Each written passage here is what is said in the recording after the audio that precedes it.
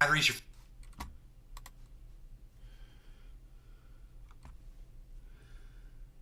So the coolest thing has happened. Kick has finally turned on the memory for default settings. I used to go live, and when I would go live, Kick would start to play in the background every time because you can't pause or silence the video until after it starts to play. So you would hear an echo of me for a couple of seconds every beginning. Someone over there at Kick finally fixed that. So when I have that thing set on pause, it stays paused. I mean, I got it set on mute, so it stays muted, is what I meant to say. It still plays, but it's muted, and you guys don't have to hear it every time I go live, which is great. And that's one less thing I have to worry about. I also noticed that on Windows, I used to pull up. I'd put something in memory of my clipboard, and it's the address for broadcasting. I drag it over to the other window, and when I would select to paste, it would bring up a whole list of all the last numbers that I remembered in memory. It doesn't help me at all. Why do I want all the things I remembered before the last thing I remembered? I don't, right? So this whole list would block my view, and I have to kind of work around it. It was a pain. Somebody fixed that at Windows too, so it doesn't do that anymore. There must have been an update, and it doesn't bring up the last 20 things that you put on your clipboard. It only brings up the last thing. You copy, paste, boom. That's the way it should be. So it seems like somebody is getting smarter, or people, engineers are being reined in by people like me who are more intelligent than them and might be in leadership positions. They're doing some work outside. And it's resulting in better software, more efficient, and less time of mine being wasted with all this re-engineered crap. So I just want to say, I notice it when it's happening.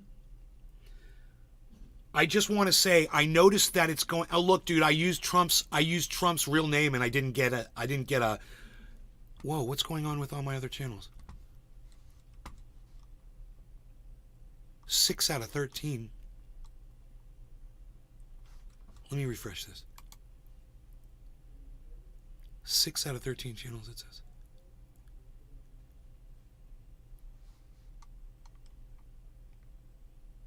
Thirteen out of 13. Oh, there we go. Okay. Oh, boy, I was scared about that, man. Those glitches will scare you. Nay, there's somebody behind you. Be careful, Nay. Someone appeared in the background. We don't know who it was or what happened. Hungry Man 321. I haven't seen you. When did the hair come off? Okay, so my girlfriend and I were watching last night's show. We got 53 minutes into it. So last night was really good, man. And it was about 22 minutes in when I shut the sound off from the behind me and I started really talking and getting into it with the audience. And then when I moved the page down a little bit so people couldn't see where that news was coming from, dude, the whole show lit up. I couldn't believe how many people came in last night. So I want to say thank you to everybody that attended last night. And if you missed it, you can always go back and watch that show. It was a good one. We watched the Trump arrest and bailing out of last night in Georgia live. It was really good. It was good television, man. I think everybody enjoyed the show. I know I enjoyed doing it. It's Josh G is over there on the Rumble. What's up, Josh G? Starting it up right. And there you are. Josh G, first chat, appears right on my screen like magic. Do you guys notice that? It's like magic. We'll leave that like that. That's okay. We're looking good. Okay, fantastic. I don't have a hello yet from the other chat from the YouTubes, but that's okay. I hope everybody's doing well. Patrick John Welder. Hey. I can't believe he had more detail than the actual president. Nice avatar, bro. It's the mugshot of Trump. He had more detail than the actual. He had more detail than the actual president. Oh, more detail. Well, yeah. Well, you know. Whatever. You're impressed by that? I can't believe it. Who cares? It's fucking showmanship. You want me to play into your bullshit narrative? Oh, yeah, oh, Trump's so ultra powerful. Oh, Patrick John Welder, I totally agree with you. Trump is ultra powerful that he had 2 more cars than Biden usually has for his motorcade. Oh, I'm so impressed. Can we stick with things that are actually impressive? Not that. That's not impressive. That's not a thing at all. The fact that there's a mean-looking dude outside my window, now that's impressive. That's impressive. And I actually spoke to this gentleman earlier, and I'm just here to say he's very nice, but my cat obviously doesn't trust him. Harley, you want to go out there and play? You want to go outside? Go out there and play with them. There's people out there. Go play with them. Go say hi. Go ahead.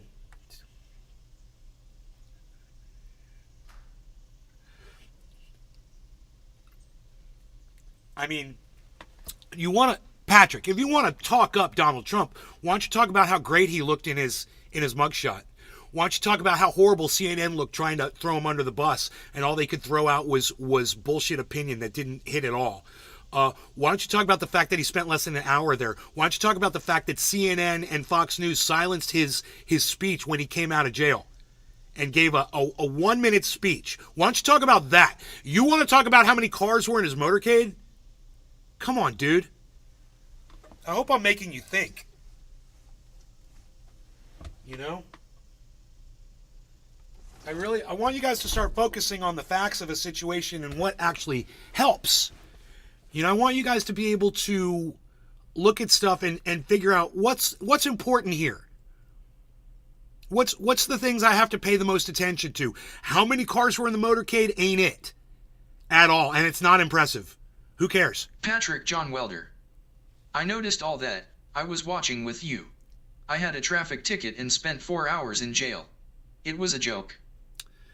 Well, that's because we are the peons, bro. We're not Donald Trump. We're not a former president. We don't have, privilege. You know, when I get in trouble, I go to jail. I sit there for 8 hours. I get processed. It sucks. You know, every time. You know, it doesn't matter how much money I have. I wasn't the president of the United States, so they don't rush it through. They don't block off the streets. They don't make sure there's no other inmates in the prison that could harm me, you know, and clear the whole area for me. So, I don't need special treatment. I'm just saying that's the special treatment that Trump gets. And felony charges we should expect nothing else. He was the president of the United States, and he's probably going to be the president again. You're supposed to wait in a cell for the next judge to review. Yeah, but he was the president of the United States, man. Why you want Trump to be treated like every other criminal? I don't even want that. I didn't want Trump to go to jail for this bullshit. January 6th, inciting the riot, that's going to be a different conversation, and we'll have that. You know, we could talk about that all day. But this? No, not for this. I mean, we listened to the conversation. It was a perfect phone call. He knew it. He knew. He watched his voice. He knew exactly what not to say, and he never ordered anyone to do anything. He made suggestions, like a mob boss does. Hey, it'd be a bad thing. I think people would be really sad if something would have happened to this beautiful establishment of yours, like it would have burned to the ground of nothing but ashes. Dave Fishing. Hey, I didn't say I was going to do it. I'm just saying it would be a bad thing if it happened. That's the way mob bosses speak. You know, that's the way a fucking boss speaks. They're smarter. They know. They don't want to incriminate themselves. They know they're being recorded all the time. So they change their words so that they don't incriminate themselves. And it works in court. It's very smart. It's intelligent. He's fucking playing some kind of chess. He really is. So when he called it a perfect phone call, he fucking nailed it. That's why he said needs to find the vote. Yeah. He said, I just want to find 11,780 votes, which is one more than what we've got in that state. I just want to find them. He didn't say, you need to go find them now for me or I'm coming after you. He didn't threaten anybody. This is hilarious. So that phone call I heard the whole phone call. We listened to the whole call. There is nothing in there where he was conspiring or anything. He was simply making suggestions. He was alluding to things. That's not a direct order, and he didn't tell anybody to do anything, especially with his position as president of the United States, which he could have tried that shit, and he was smart enough to not do it. Yeah, it's got to drive the Republicans crazy, and when he gets found innocent in Georgia, it's going to drive them even crazier. And, the big story here, guys, the big story here is that when Donald Trump walked out of that jail, CNN and Fox News cut his mic. That's the big story here, and that's the big story that CNN isn't covering this morning. They're not saying, oh, we kind of screwed up last night when we didn't. You know what you did? You just let the whole world side with Donald Trump over the liberal, run media. That's what you just did. You don't silence people you disagree with, especially when somebody an ex-president, walks out of prison and does a press conference, and you decide we're going to cut the mic, and then as soon as he stops speaking, all of a sudden the audio magically pops back on again. Now, you want to talk about something that ensured Trump's victory? That would probably be it. Not him getting arrested, not him getting a mugshot. No. It's the fact that Fox and CNN silenced him when he walked out to give his press conference. That should have never happened. And whoever choice that was, that person may have just sealed the deal for Donald Trump. So that's what I'm looking at here. And all of this, while people are being distracted by how many cars were in his motorcade, I'm looking at the fact that CNN cut his mic. Fox News cut his mic. That's what I'm looking at. That's what's important. That's taking your eyes off the ball, Patrick. Taking your eyes off the ball. Totally distracted by glitter. Don't be distracted by glitter, folks. All right? Wow, there's so many of you here this morning. Good morning and hello to all of you. Holy moly. Look at this. Can you believe these numbers? Dave's fishing. Exactly, they're going to stay the What is this, an 8 or a 3? I'm not telling you. I'm not going to say if it's an 8 or a 3 over there on the kick. You're going to have to go over there and look for yourselves. Or until it turns into a 4. Oops. Exactly. Hey, Billy Valentine, what's up, buddy? Exactly. They're going to stay the establishment. They're going to say the establishment is corrupt. Good. You saw the Blue Steel mugshot? It's gonna land him a Levi's commercial. Grave-tacular. Bro. Good morning, Nick. I saw the Blue Steel mugshot. We covered that shit live last night. What are you talking about, Billy? We were live when it happened. As soon as that mugshot came out, I was the first podcast on the planet to show the world. That's why you want to watch this show, because I'm on it. And you know what someone said in my chat? Nay, how did CNN get that mugshot so fast? I had to explain them. Well, that's the way the internet works. Waters. Morning trendies. Nay. They were like, oh... Grave-tacular. That is Grave-tacular. That is Grave-tacular. Sativa. When is the orange orangutan going to prison? It's a sativa user. Am I right? Grave-tacular sativa user. Did I get it right? How many other podcasters out there recognize their audience members by their faces? Am I right, Sadie? It's Sadie, sativa user, right? Grave-tacular. Ha! CBD user / sativasser, yes. Yeah, Bonsai House. I'm good. Oh, sorry. I love my audience. Not sitting on my ass. I love my audience. Grave-tacular.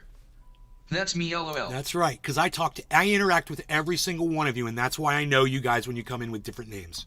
I see your face, I'm like, you're somebody else. Somebody that I've known. Okay. Good morning. Cheers, Mrs. Ramsey. Hello, everybody. So the whole market was doing great, and then we had a drop.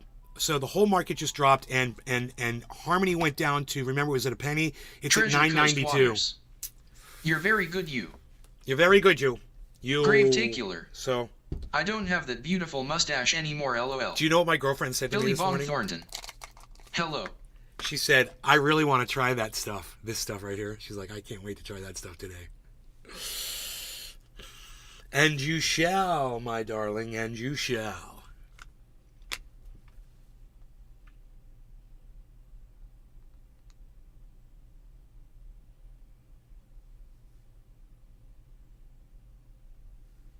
Perfect dab. We both slept really good last night. My girlfriend and I had a good sleep. Looks like peanut butter. Looks like peanut butter. Looks like mustard. Looks like honey mustard. You know, if you had a jar of honey mustard next to that, you wouldn't be able to tell the difference. You'd be dabbing the honey mustard like mustard gas. You'd be making mustard gas. Dude, that would be a great name for this concentrate. Forget about it. Dude, mustard gas. Forget about it. Oh, dude. What time is it in California right now? 8 o'clock. Dude, mustard gas. I just need... Fuck that. Fuck that name, dude. I got you, son. Gravetacular. Yeah, that stuff looks really mustard. Let's see if he's awake. Let's see if Anthony's awake. Bonsai Anthony, house. He's a big boy. No. Toe jam. Toe jam? No, it doesn't. Toe jam's not. Doesn't look. What kind of toe jam do you have, dude? Bro needs to take a bath. Yo, Billy, get in the bath now. If you've got something that looks like that between your toes, you're not bathing, bro. You're not bathing, bro. Yee, good morning. Okay. Wait. Yo, bro, that sour melon ball, I've got a name for it. You're going to love it.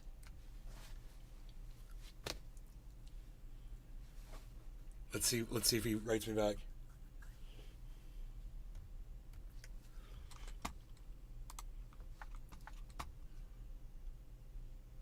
I'm waiting for him to. He's awake. Here, I'm just gonna type it to him.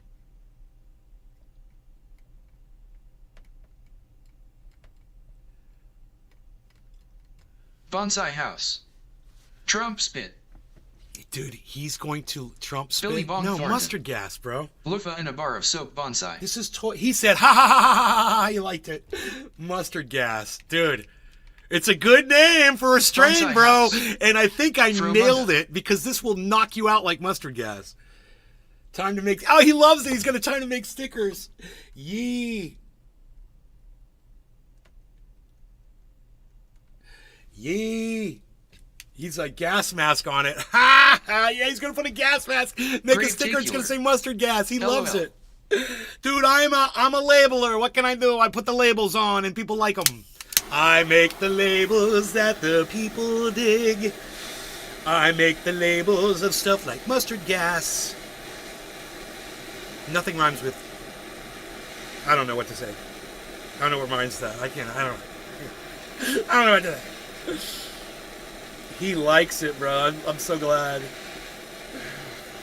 Mustard gas, son. What? I don't know how I come up with that shit.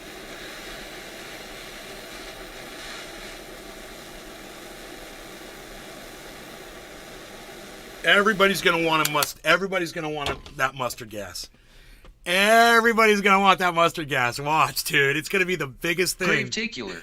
It's because of the Mustard name. gas will put you in a cast. Mustard Roasted gas will garlic put you in a berry. cast.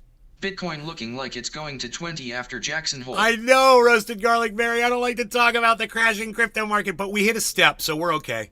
We just hit a check mark. So don't worry about 20K yet.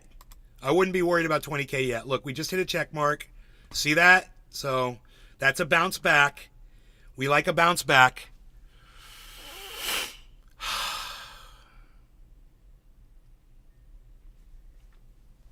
He said, yee.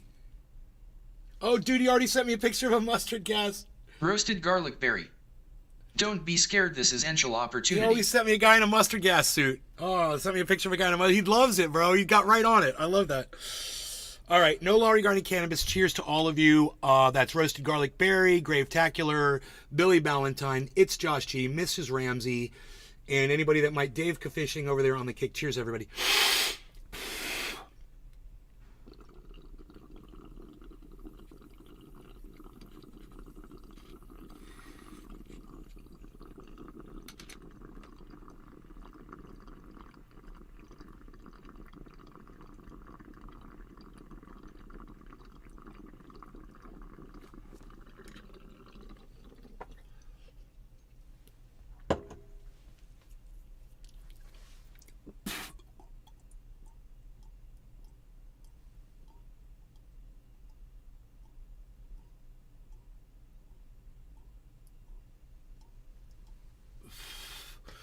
And it's hot in here.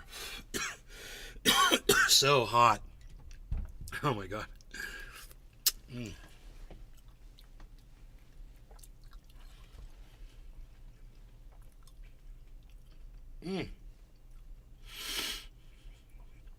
Oh my god, that's tasty. Oh my god, that's good. Oh my god. I'll be right back. Gravetacular. Oh my god. Cheers. Oh my god.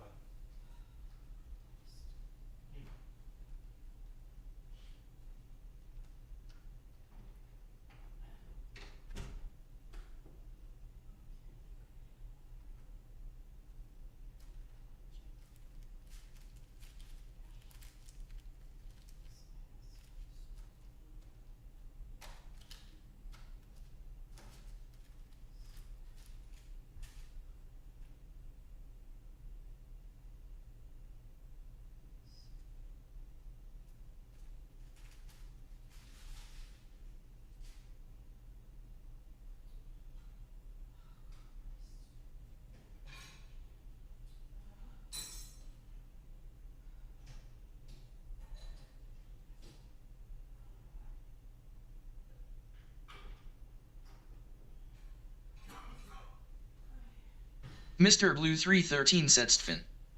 Morning, folks.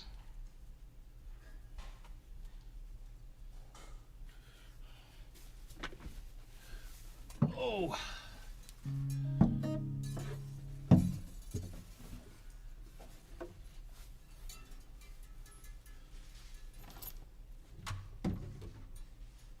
Ow. Oh, my back. I don't know what I did to my back. Hurts. Oh, did I say that out loud? Hello. Hey, Grandpa, good morning. Just making my Rumble rounds. It's my lazy day today. Ah, Grandpa, so good to have you here. Bonsai I've house. missed you. I mustard gassed myself when I lived with Todd Snyder. Our bathroom was really pissy. Dumped bleach in there and poof. So much ammonia it turned to MG, stayed outside for hours. Wow, Billy Bong Thornton. it's crazy. You're my boy Blue. That's from getting drunk and trying to hit the toilet, bro. You know, drunk people do not hit the toilet when they're pissing. So, Grandpa, I was going to say, we covered the Donald Trump arrest and release last night. And my big takeaway, bro, is that CNN and Fox News cut Donald Trump's mic when he spoke for 1 minute after he was released. That's my big takeaway. Grave tacular. That's Nope. Guilty the as an silencing LL. of Donald Trump when he should not be silenced.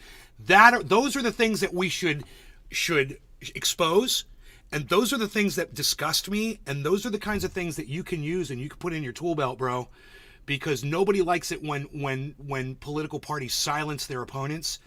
And if you really want to get support for Donald Trump, and I don't want to say this so that my mom hears it, but if you really want to get support for Donald Trump, the way to do that is to expose CNN and Fox for silencing him. You expose that. You talk about it nonstop. You let everybody know what the media does to him, and you show the clip. You could show the clip from my show if you want. We turned on, bro, it was so messed up. We turned on CNN. I was like, dude, I turned on CNN. I turned on Fox. We couldn't get what he was saying. He was only talking for 1 minute. We had to go to Newsmax to hear the speech. And for me to have to source news from Newsmax, for me, bro, that should have never been the case. CNN and Fox News should have never forced me to go to Newsmax. You know?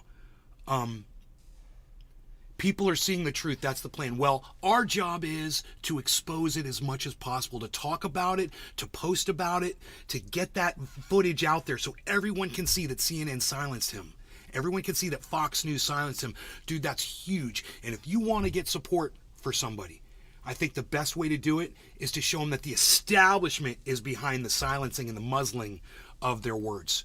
I really do. Like, for me, it doesn't work because it's not the establishment. For me, it was basically been my audience that's been not liking my material.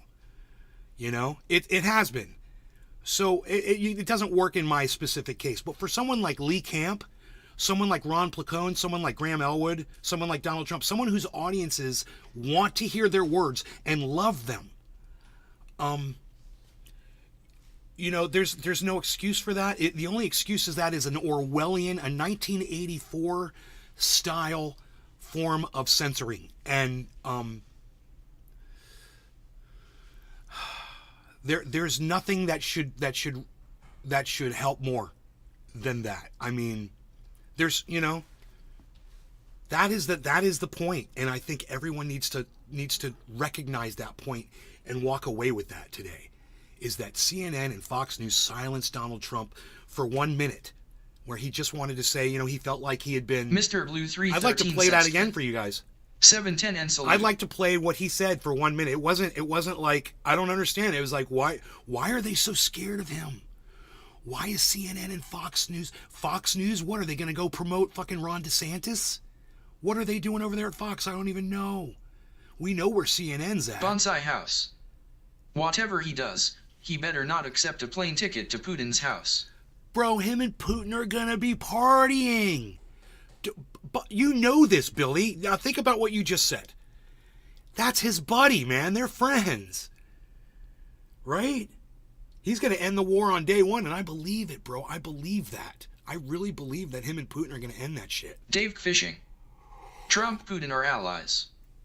I mean, if there's one thing that Donald Trump loves. It's a powerful leader that doesn't take bullshit from anybody.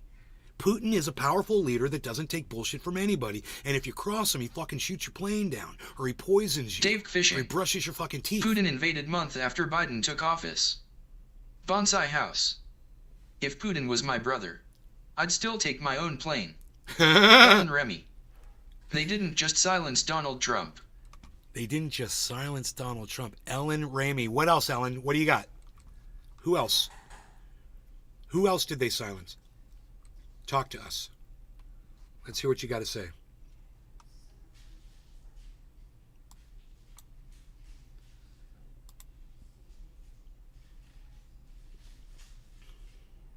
Ellen Remy. They are not friends, but he knows how he thinks and what he wants to stop killing people. They're not friends. No, they are friends. I don't understand. Putin and Trump are friends. And I don't understand how you Dave can Fishing. say that they're not friends. Like I said, allies. No, they're fucking friends. They're buddies. You guys are hilarious. You're in denial about that? Don't be in denial about that. It's okay, man. It's okay. He's also friends with Netanyahu. It's okay that he is. I mean, you guys are really going to lie about the facts? Do you guys want me to pull up all the evidence to prove you wrong? Donald Trump respects Putin. Donald Trump says wonderful things about Putin. Donald Trump calls Putin up on the phone and they speak. And they have conversations. They've had meetings before. You know, Obama was the one that wouldn't talk to Putin, remember? Remember? You know, all of these horrible relations between Russia, you can blame for 8 years of the Obama administration. Trump came in there and said, oh, I like Putin, I respect Putin, he's a strong leader. You hope we see the dismantling of Fox and CNN. We've been watching the silencing of people longer than you know. We spoke of it and were ridiculed. We were told we're crazy, but people are seeing we were always right. Bro, I don't know how long you've been talking about. Okay, Grandpa, how long have you been talking about silencing people? I'll tell you how long I've been silenced for myself. Okay, it goes back about 12 years. So, you know, before the Obama administration, I've been silenced on YouTube.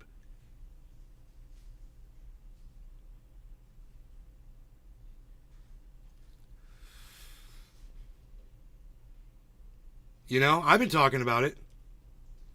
Thank you, Gnarly Gagger. Good to see you. Who handed Trump the soccer ball? The soccer ball, Putin. I don't know what that means. He even respects Kim Jong-un. Yeah, he does. He loves him. They're buddies. Called him Little Rocket Man, and then they hit it off. And then they wrote love letters to each other. So this. I just want to point out here, of all the people watching the show, no one presented any evidence that Donald Trump isn't friends with Putin and doesn't respect him. It was one person, Ellen Ramey, said they are not friends. You could look it up on the internet and you'll find quotes from Donald Trump highly regarding Putin. I mean, the proof is in what you put out there. The proof is in the legislation he writes. The proof is in the things he says publicly. The proof is in his actions. Not what you think you can say on a fucking podcast. They are not friends. To back that up with what? Ellen, I'm waiting for you. Everyone's waiting for you, Ellen. We're all waiting for you to give us some sort of evidence that proves your point. They are not friends. Okay, show me how Putin and Trump are not friends. That's all I'm asking. It's a simple ask. You said it. All you got to say is, you know Bonsai what? House. You proved me wrong. Oh, they're friends. Trump has better planes, though. They're friends. Billy says they're friends. So Billy's throwing it out there. Putin gave Trump a soccer ball on camera. Everyone saw it. A gesture meaning the ball is in your court. Google it. No, I believe you. I believe you, Grandpa. I just didn't know what you were talking about. I don't have to Google something if I Grandpa something. I'm cool. I'm not aware of this soccer ball. Is this figurative or literal? It was literal. It's Josh G. Okay, Grandpa. Not telling. Good morning. Hey, not telling. Patriot Jewel 17. Yes, Trump, Xi, Netanyahu, Putin all respect each other. They all want the best for their own countries. They all want the best. Where's Cyber at when we need him? You really? Z wants Xi Jinping, Xi Jinping wants what's best for China? Netanyahu wants what's best for Israel, or he wants what's best for the Israeli people? You know, Trump wants what's best for America, or he wants what's best for Trump supporters and the Republicans and men. You know, what's best for the country is women to have their rights.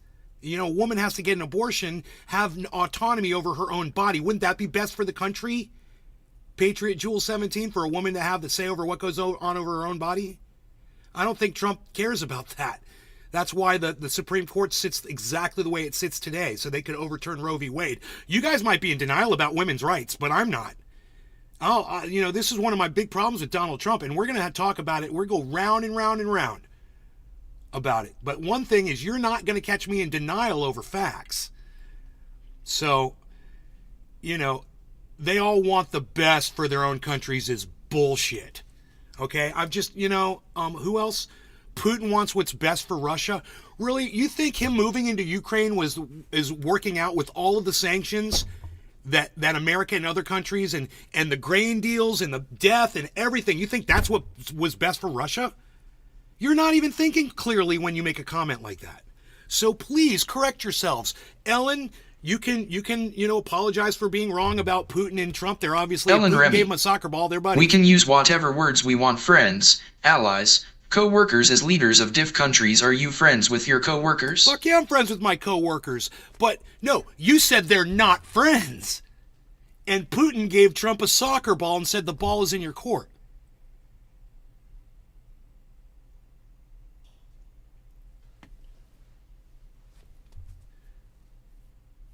So, you know, the correct answer would be right. You know, I think, yeah, maybe I was wrong about that statement. They probably are friends. Dave Fishing. That would be your They're statement friends. now. That would be your move next. And as far as Patriot Jules goes, you know, your next move would be like, no, these leaders do not want what's best for their own countries. Trump does a lot of things just to help himself and his own family and rich people and wealthy people.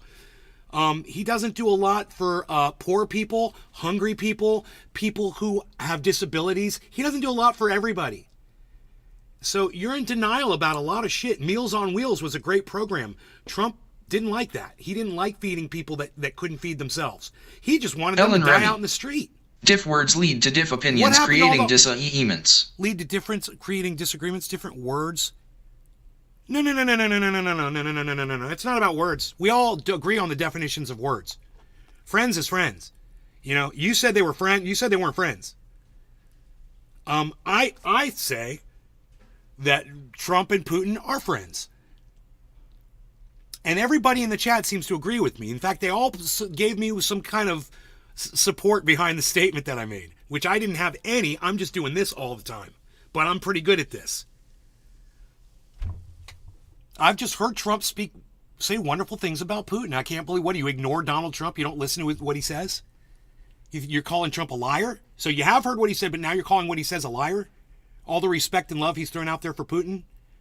You know, he said he's going to talk to Putin and end the war on day one of his presidency. Bonsai House. How would he be able to do that if he wasn't friends with Putin? I just Googled a few things. Evidence shows they are still close friends.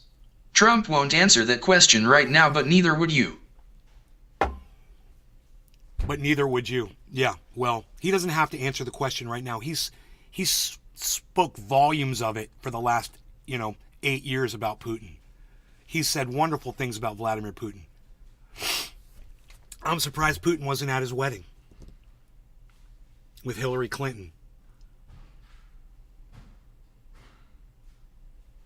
And Jeffrey Epstein. Bonsai House. I wouldn't.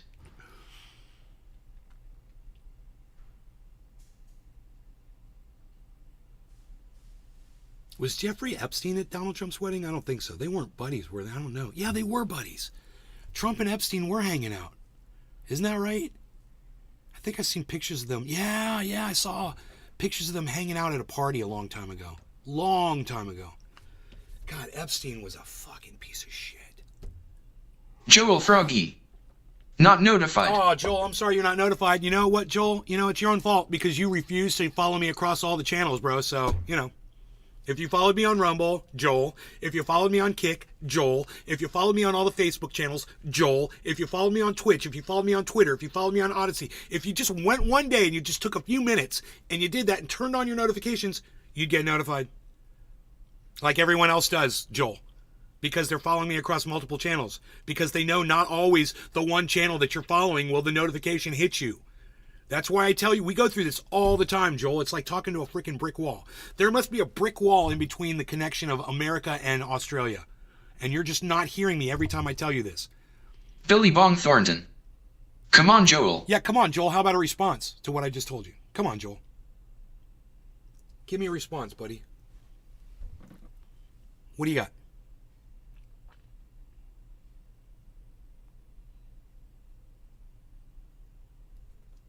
Silence. Nothing. I wasn't expecting much anyway. You know, you're going to tell me you're not getting a notification, and you come in 37 minutes late to my show. I'm going to tell you Grave-tacular. how you can get YouTube has actually been on point with the notifications lately. And then you just, not even so much as a thank you or anything, you just totally ignore me.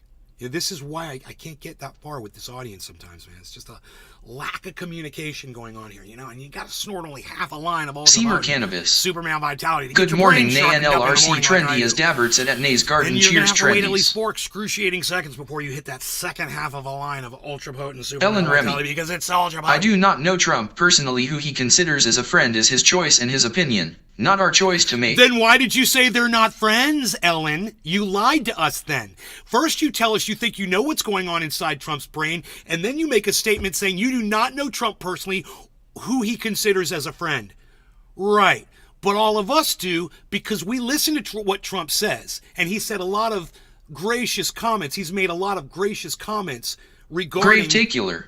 Putin Hashtag over his super male presidency and vitality over the last few experts. years. You're obviously got your head in the dirt. You're not paying attention to what's going on. But then you come on a podcast and you act like you know what's going on inside Trump's head. All I ever tried to do, Ellen, was just show you that, you know, you don't know what you're fucking talking about when you make a comment like that.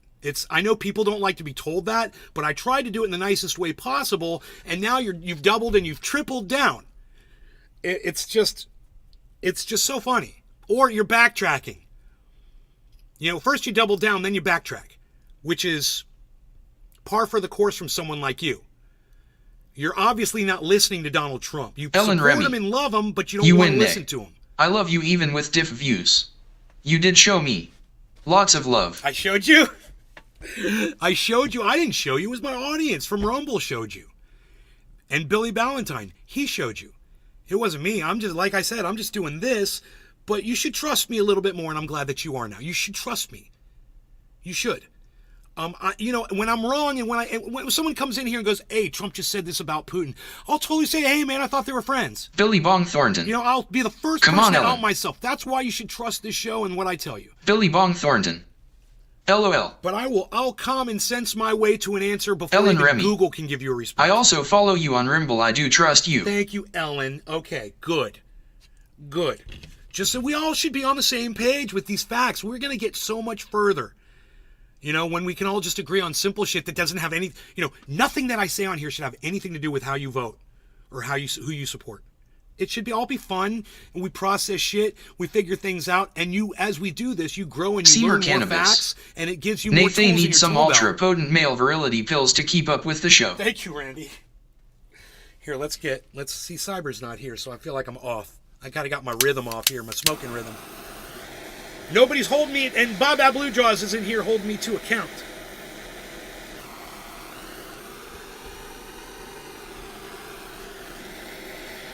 Not fruity smelling enough.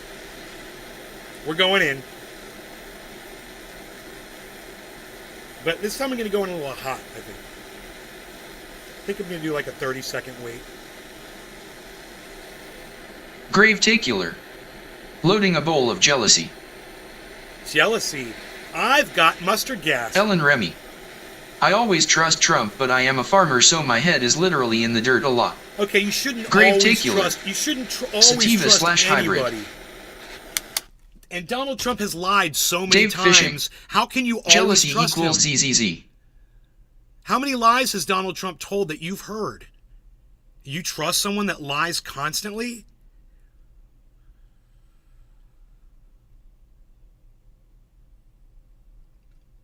That's something to think about. You always trust Trump. I mean, you can love Trump. You can vote for Trump. You can support Trump. You can tell everyone else they should do the same. But you should never tell anybody that you trust someone who has lied to you 70,000 times or, whatever it is. You shouldn't trust someone that lies to you guys. You can love them and support them, but don't fucking trust them to tell you the truth about anything. No law regarding cannabis. Dave I hope Fishing. we're making some moves here, guys. Blanket trust Cheers. of a politician LMAO. It's psychotic, right? That's psychotic.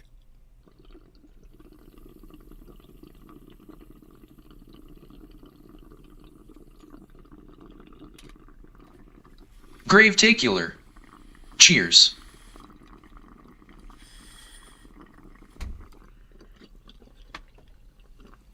I will say this. When Donald Trump said that the Georgia phone call was a perfect phone call, he was right. He was telling the truth then. It was a perfect phone call. And I totally agree.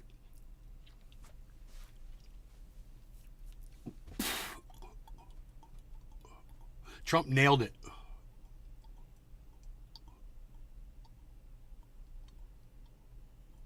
Bonsai House. We looked this up once. There was something like 15,000 false claims his first year in office. It was so much fun to watch. Wow, that was a great I only went like 40 seconds. And it was so good.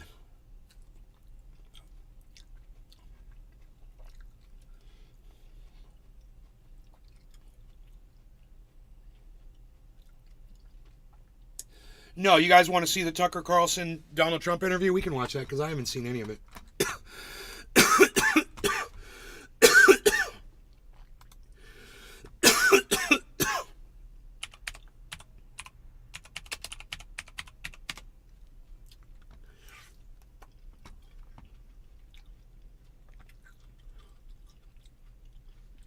Billy Bong Thornton. Yeah, let's see it.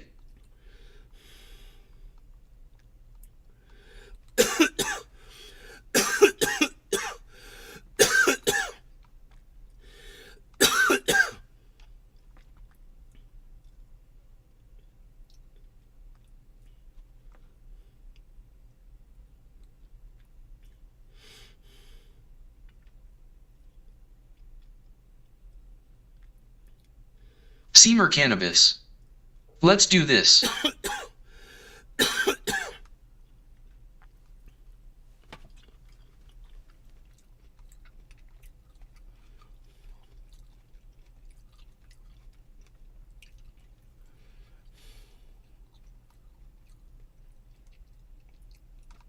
Dude, this is some bullshit. Grave Tacular. This jealousy has a nice floral / pine sol taste.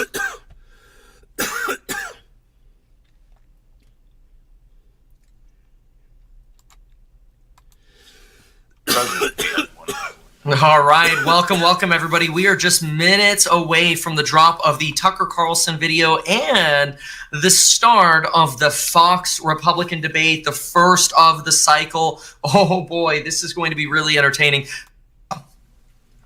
And we shouldn't let that happen. And we can't let China be in Cuba. And they'll get out. If I'm president, they'll get out. Because I had a very good relationship with President Xi, but he respected this country. He respected me. And he'll get out. And we can't let them run the Panama Canal. We built the Panama Canal. Should have never been given to Panama. We should have had it. But we gave it for $1. Think of it. They quadrupled. In one day, they lifted the fees, which are, pretty big for these massive ships to go through, right? Rather than going around the Cape and do all the tremendous storms, such beauty, it's beautiful stuff. But you didn't want to get caught in those storms. Those were storms that wiped out the biggest ships. And we go through the Panama Canal, we built it, and we gave it away for $1. Think of that. How stupid are we? We have done the stupidest things in this country. And now we have a president that can't put two sentences together, can't speak, can't walk, can't talk. I don't think he gets to the starting gate, but these people do miracles. I mean, he ran out of his basement, and you got away with that one because of COVID, so he sort of got away with it. They cheated on the election. But you have people that are very smart, but they're fascists and they're radical Bomb left Thornton. lunatics, and they're destroying Haha, our this is country e- with the all-electric cars and the windmills all over the place, which Dude, the sniffing thing. Let me ask you guys on Rumble, do you think that Donald Trump snorts Adderall? I've been making jokes around that for years and years and years. And he doesn't sniff all the time, but when he's in certain situations and I'm hearing him sniff like that, man, it makes me really wonder if that's true or not. What do you guys think? by the way, don't work, and they're most of them made in China. For the most part, they're made in China. Germany a little bit, but China. But you look at what's happening to our country, even no voter ID. I mean, why don't they want voter ID? There's only one reason they don't want voter ID, because they want to cheat. I mean, who doesn't want, the Democrat convention, the last one, they had voter ID that was this big. It looked like a prison card, this big on their chest. You walked in, they had your picture, your this, your fingerprint. They had everything. The most incredible voter ID I've ever seen. That was to get into the Democrat National Convention. But to get into vote, if you buy groceries, if you buy practically anything now, you have ID on a card, credit cards or otherwise. And But don't you think it's racist to have to show your ID? He said groceries. Dude, how old is... He said that before and everyone laughed at him. You don't need ID to buy groceries, man. Why does he say that? Why is he still saying that? It's like if he repeats the lie. Dude, I'm so confused right now. Wait. no voter ID. I mean, why don't they want voter ID? There's only one reason they don't want voter ID. No, the reason they don't want voter ID is because it will marginalize poor people who can't afford your fucking ID. Why don't you give the IDs out for free, Trump? Why don't you give the IDs out Billy for Bomb free? Thornton. Give them to everybody. Maybe Sam's Club, LOL. Go get your fucking IDs. You print them out. The Dave United States Fishing. government pays for The it. more you say a lie, the more people Dude, think it's true. Can I fix it? Or am I a Grave-ticular. fixer or am I a fixer, That's guys? so dumb, LOL. I Am need I to buy right in the middle? groceries. Check this out. So you got the people that don't want voter ID. You got the people that do want voter ID. The reason the people do want voter ID isn't for election integrity at all. It's to get less poor people voting, less African American people voting, because in Republicans' minds that goes against them. But in the recent years that might not actually be the case anymore, and they might actually be hurting themselves now. But I digress. On the other side, you've got the people that don't want voter ID because they don't want to marginalize anybody. And they say the more people, the more Americans that have a voice, the more honest the election will be, the fairer the election will be. And then you got me in the middle, the smart guy doing this, saying, why don't you guys and you guys agree on the voter ID for everyone and y'all can fucking pay for it? Instead of charging the fucking the people who can't afford it, you pay for it. The government can pay for it. It'd be every municipality, every city, every county, they can pay for it themselves. Yeah, everyone's got it. Oh, we got all this money. Oh, infrastructure. Oh, yeah, there you go. Dave There's Fishing. some great infrastructure. Anything regarding NG should be free. Right. Here I am in the middle, Grandpa. That's why I'm here. I'm here with the solutions for everything. Because they want to cheat. I mean, who doesn't want, the Democrat convention, the last one, they had voter ID that was this big. It looked like a prison card, this big on their chest. You walked in, they had your picture, your this, your fingerprint. They had everything. The most incredible voter ID I've ever seen. That was to get into the Democrat National Convention. But to get into vote, if you buy groceries, if you buy practically anything now, you have ID on a card, credit cards or otherwise. And But don't you think it's racist to have to show your ID? well, they probably say that. They use anything not to show ID because voter ID is pretty simple. You don't have to show your ID to buy groceries, guys. That's all I'm saying. So he literally just said that. To buy groceries, Dave Fishing. he literally doesn't realize Only that, at BJ's and Costco, LOL. he doesn't realize that people use food stamps, that people use cash.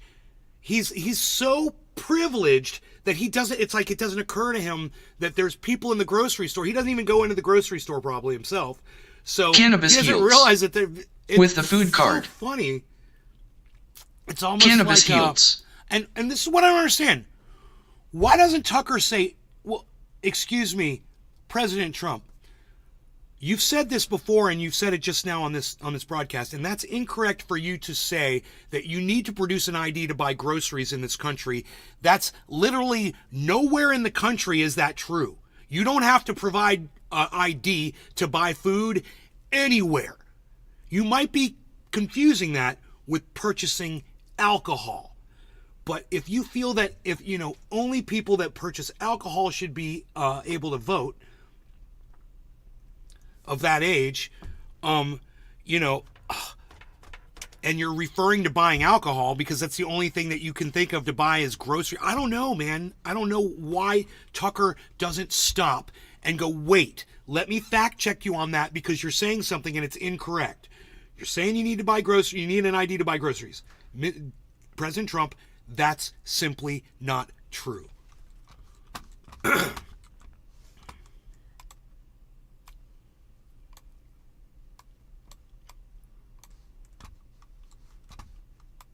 And we could go back, and we should go back to all paper ballots, voter ID, same-day voting. France did it. France had mail-in ballots, and it was terrible.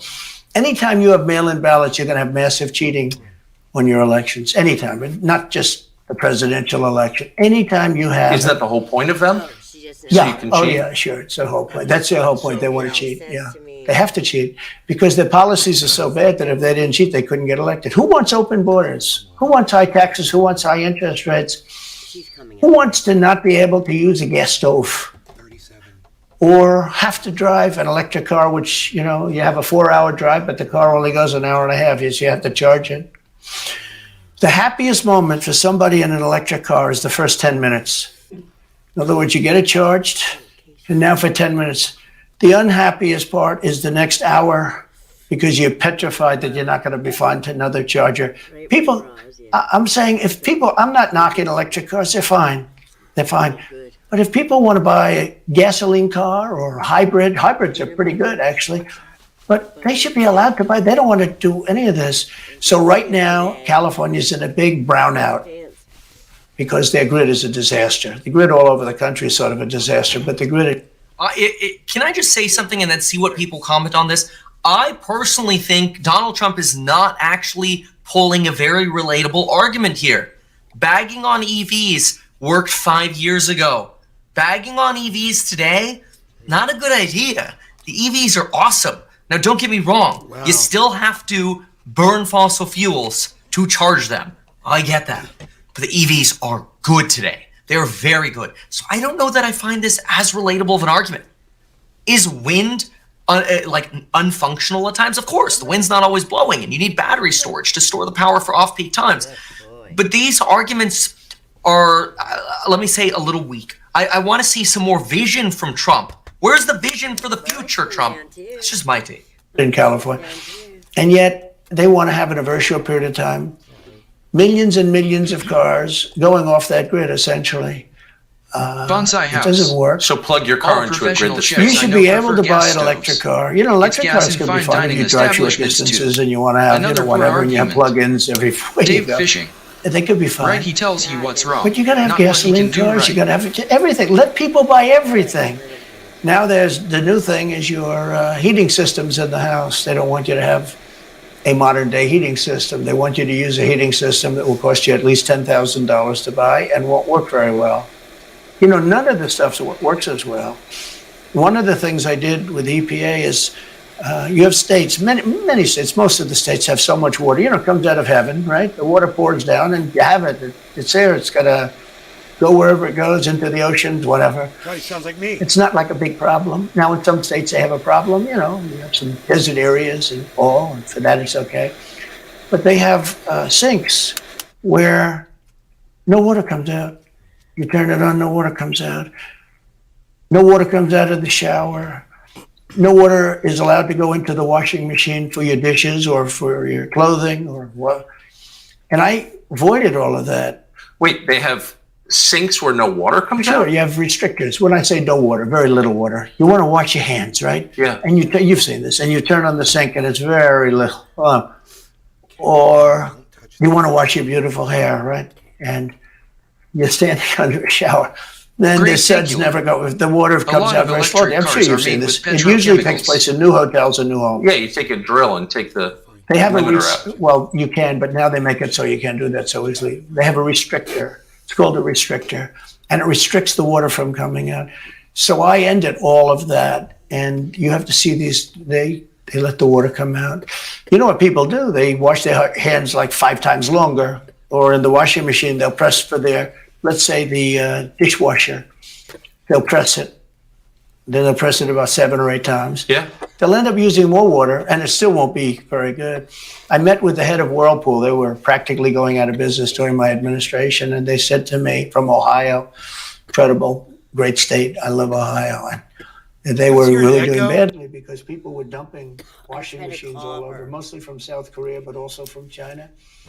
And he was explaining it's just a terrible situation. I said, let me ask you, how's the quality? He says, we're better, but they are good enough quality. But, you know, of course he's going to say that, but, you know, they are better. He said, but they don't allow us. They're dumping these machines. They're cutting us in half. They're killing us. And on top of it, the government won't let us use water in our machines. I mean, he shows me like a quarter of a bottle of water.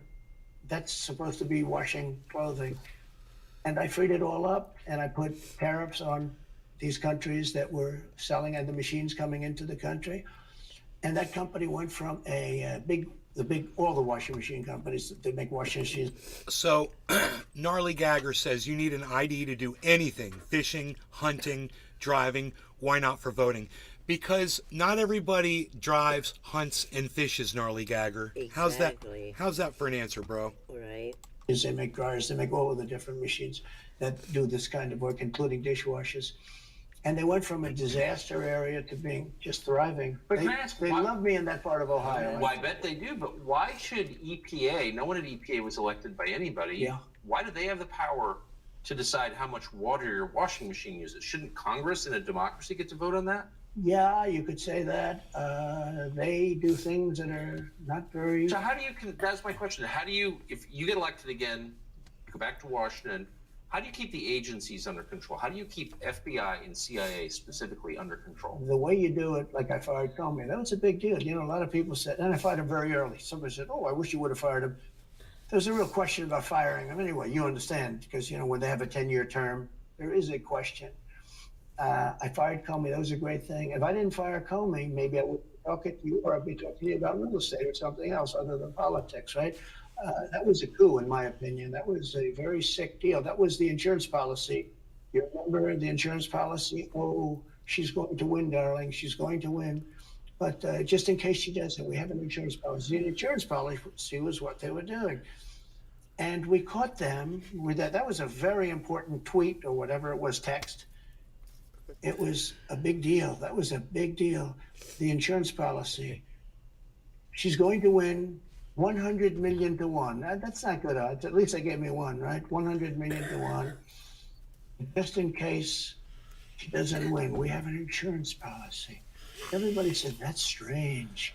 That's strange. But we caught all that because I fired Comey. Because when I fired Comey, it was like throwing a rock into a hornet's nest, into a nest of bees, and the place went crazy. So when you were president, are you confident that you knew everything, say, CIA was doing around? No, I'm not. It's Wow. it's a very interesting group of people. I had very good relationships, I thought, but I was a little surprised when I got out that, you know, things go on. Look, it's What were you surprised by? I was surprised. I think it's some of the people. I was surprised I had a group of people. We killed many, using the CIA, I have to say this, very bad actors. We were very good at it. You look at Soleimani, you look at al-Baghdadi, bigger than Osama bin Laden. I mean, Osama bin Laden, but al-Baghdadi did ISIS, and he was rebuilding ISIS very strongly. And that was the CIA that did that. That was really us that did that. Yeah. That was really us that did that. And Soleimani was us that did that, not so much CIA. Then why'd you kill him then? We did some very good work. That with the was CIA. weird that he just said that. When I started, you know, when I looked at the 51 intelligence agents, You guys, that's the guy that Donald Trump assassinated with a missile. Just so you guys know this, okay? He literally just admitted that Soleimani was wrapped up with the United States. And he's like, that was us. That was us. That was at 228, 227, 32. This is pretty crazy, guys. We're very good at it. You look at Soleimani, you look at al-Baghdadi, bigger than Osama bin Laden. I mean, Osama bin Laden is, but al-Baghdadi did ISIS, and he was rebuilding ISIS very strongly. And that was the CIA that did that. That was really us that did that. Yeah. That was really us that did that. And Wow, Soleimani was dude. us that did that. Soleimani Not so was much us. CIA. But And he we killed did him. some very good work with the CIA. Oh When my I started, God, when I looked at the dude, 51 just intelligence admitted agents, assassinating him. saying Dude, that you that was guys, the laptop from Trump just admitted to assassinating someone he knew was an op for the United States. Think about that. That's fucking huge, man. I wonder if people are talking about that today. was Russia disinformation. When I took a look at that, I said, that's a horrible thing. They knew it wasn't. They Fucking knew missile, it was not. man. He killed like And 8 by the way, people. you're talking about cheating on the election. McLaughlin and Did you know that? Fabrizio, great With the pollsters. missiles? Well, no. They said a I- thing I like know that now, plus other but things meant anywhere from that's 10 to crazy. 17% of the vote would change. Whatever happened to Mike Pence? You've always been nice to Pence. I've never heard you criticize Pence. You've defended him in public many, many times. He's out there attacking you. Cut that. What is that? So Mike wants to run for president. You got to understand, in my opinion, Mike Pence had the absolute right to send the votes back to the legislatures. The Democrats and everybody said, you don't have the right. In other words, what I said, is he a human conveyor belt? You mean if he finds fraud in Pennsylvania, in Georgia, in any of these states, Arizona, he has to send them to Mitch McConnell, right? That's right, sir. Well, if he finds fraud, he has to? Yes, sir. I said, so he's a conveyor belt. Boom, put him in. I said, I don't agree with that. And we had some lawyers, not all, we had some lawyers that said, no, you do have the right to send them back to the legislatures to be rechecked. Because if you look at what went on in Wisconsin, who, by the way, now agree with me, Wisconsin has been Another bag of different- virtually, other than the fact they're not allowed to do anything statutorily, but Wisconsin has been, I mean, what they found is incredible. I mean, we won Wisconsin. But Mike Pence had the right, in my opinion, to send them back. Do you ever talk to him now? No, I haven't spoken to him in a long time. I was very disappointed in him. I didn't want to do what Thomas Jefferson did. Thomas Jefferson, it was Georgia, and it was hear ye, hear ye, the great state of Georgia is not capable or allowed to tabulate their votes. And Thomas Jefferson, who was the vice president, said, is Georgia sure that they cannot tabulate their votes? Georgia is sure. He didn't send them back and have them redo it. He said, we will keep the votes of the great state of Georgia for Thomas Jefferson and his president. I didn't ask him for that. Could have done that too, but I didn't. I thought that would be turmoil. I asked him to send them back to his legislature, to the legislatures, in Wisconsin, let's say. But why didn't he? I mean, you'd worked together for 4 years. You're the president. He's VP. You say you're aligned on everything. I think he got very bad advice. I really do. Now, let me tell you what happened. I sat there with a few people. I think his lawyer was in the room too. His lawyer was very much against it. There were other lawyers that felt you could do it. It was one of those things that I think you could have done it. I think you can always do something if you see fraud or if you see problems. But it's very interesting. So after the election was over, the rhinos got together with the Democrats and they redid the election, so you couldn't do it anymore. So then I called the people. I said, so in other words, you're saying I What? was right. You could do it. Yes, you could do it. They redid In the other election. words, they took the Voting Act and they redid it so the vice president no longer has the power to do what I said he could do. So when that happened, I said, wow. And you'd look some of these Democrats in the eye and they say, he has absolutely no right to do it. And immediately after the election, they met rhinos, could name them all, and Democrats, and they approved legislation that takes away the right of the vice president to do it. So I said, so you're saying I was right.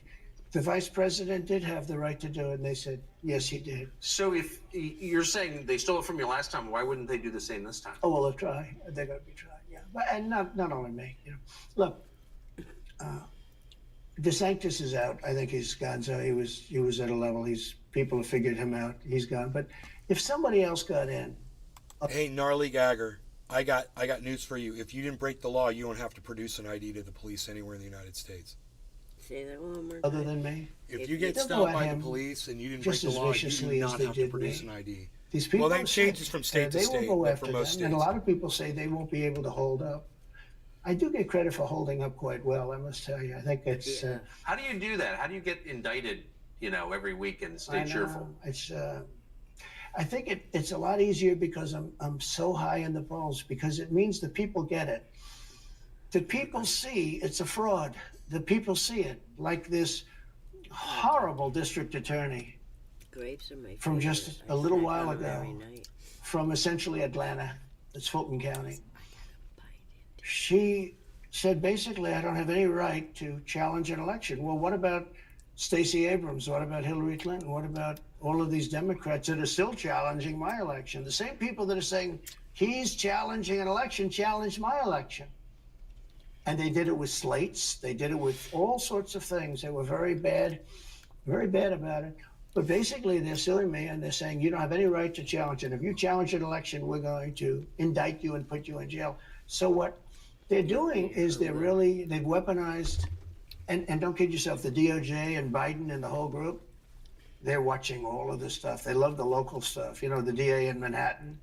Not only that, they put one of the DOJ top people into the Manhattan DA's office to run things. They don't even have a case against me. It's not even a case. Everyone says, even the Democrats say, you can't bring these cases. You have no case. The Attorney General or the District Attorney, Fannie Willis, in Atlanta, she's getting killed. Basically, she's saying Trump doesn't have the right to criticize an election. But you've been around long enough now. You've seen many elections criticized. I mean, Hillary Clinton goes crazy. Every time she talks, she says, he's not the president. Jimmy Carter said, he's not the president. Well, I am the president. Hillary Clinton called me, by the way, at 3:02 in the morning to congratulate me the night of the election. Did her voice crack? Well, her voice was it's very different, I will say. I won't get into that. But What do you mean? her voice was very different. Don't forget, they were all celebrating at 5 o'clock in the afternoon. And I came home and I said, I think we won. I felt we won because the rallies are so big. We'd go to Wisconsin and we'd go to Georgia. We'd go to different states. In Michigan, we'd have rallies. In Pennsylvania, we had 58,000 people in Butler. And I said, how are we losing this? How do you have a rally where you have from 50 to 100,000 people, many of them? I did 7 a day for a couple of days. That's a lot. These are big rallies too. And I didn't hold back. I didn't say, let's make them let's do abbreviations, right? But Well, we gotta leave in a few minutes. I feel bad because you're doing good right now.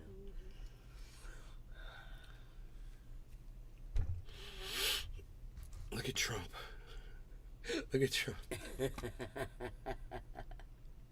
You did But that get would him mean at also one of that his funny. Stacey Abrams in Georgia should be best indicted moments. because she still thinks she won the election for governor. She still thinks See that. the She's first never person in the chat to say we're recanted. back. And Do you think Stacey Abrams will be indicted for that? No, of course not. She won't be. The Democrats don't get indicted for things like that. They don't get impeached. No, it's a different thing. With that being said, Yes. I had great support when they did impeachment hoax #1 and impeachment hoax #2. Jim Jordan, the House God, dude, do you guys was fantastic. You guys really love playing dumb about the whole ID thing. I'm here to tell you right now. Listen to me, dear Slayer, okay? Requiring voter ID without the government actually paying for it for everybody excludes people who cannot afford the ID, which means mostly African Americans and Hispanics, people who can't afford that ID, people with a lot of kids, won't be able to get those IDs. That's why it's racist, dear Slayer. Why do you guys play dumb on that? As many times as you've heard the explanation for that, and you guys act like your heads are in the sand. Stop it. Actually, the Senate was very good for God's me. sakes, Other than, guys. Mitch McConnell, I think if he had, it's too bad I endorsed him. He was begging, he was going to lose that race, and I endorsed him, and he ended up winning the race because of my endorsement. He was down, he was going to lose to Amy McGrath, $90 million in cash. You all want, set to you go. know, dear She was Slayer, lead- you want the voter ID to not be racist, then the government can pay for it. Then the locales can pay, all the counties and the cities and the states can cover the bill, and they can pay for every single citizen that lives inside their borders to have a voter ID. Until then, it's racist. It's discriminating against people of color. leading by 3. He was going down. Because that's I did him a called favor, a and system then that's 3-4 got months baked later, in he racism. Really wanted to impeach him. Systemic. He's a bad guy. But if you I look can't believe at I got to explain it. You what's should watch going on some politically, Lee Camp. so interesting. Ready to go? The level of loyalty is different in politics than it is in You got to be there. normal life, I will say.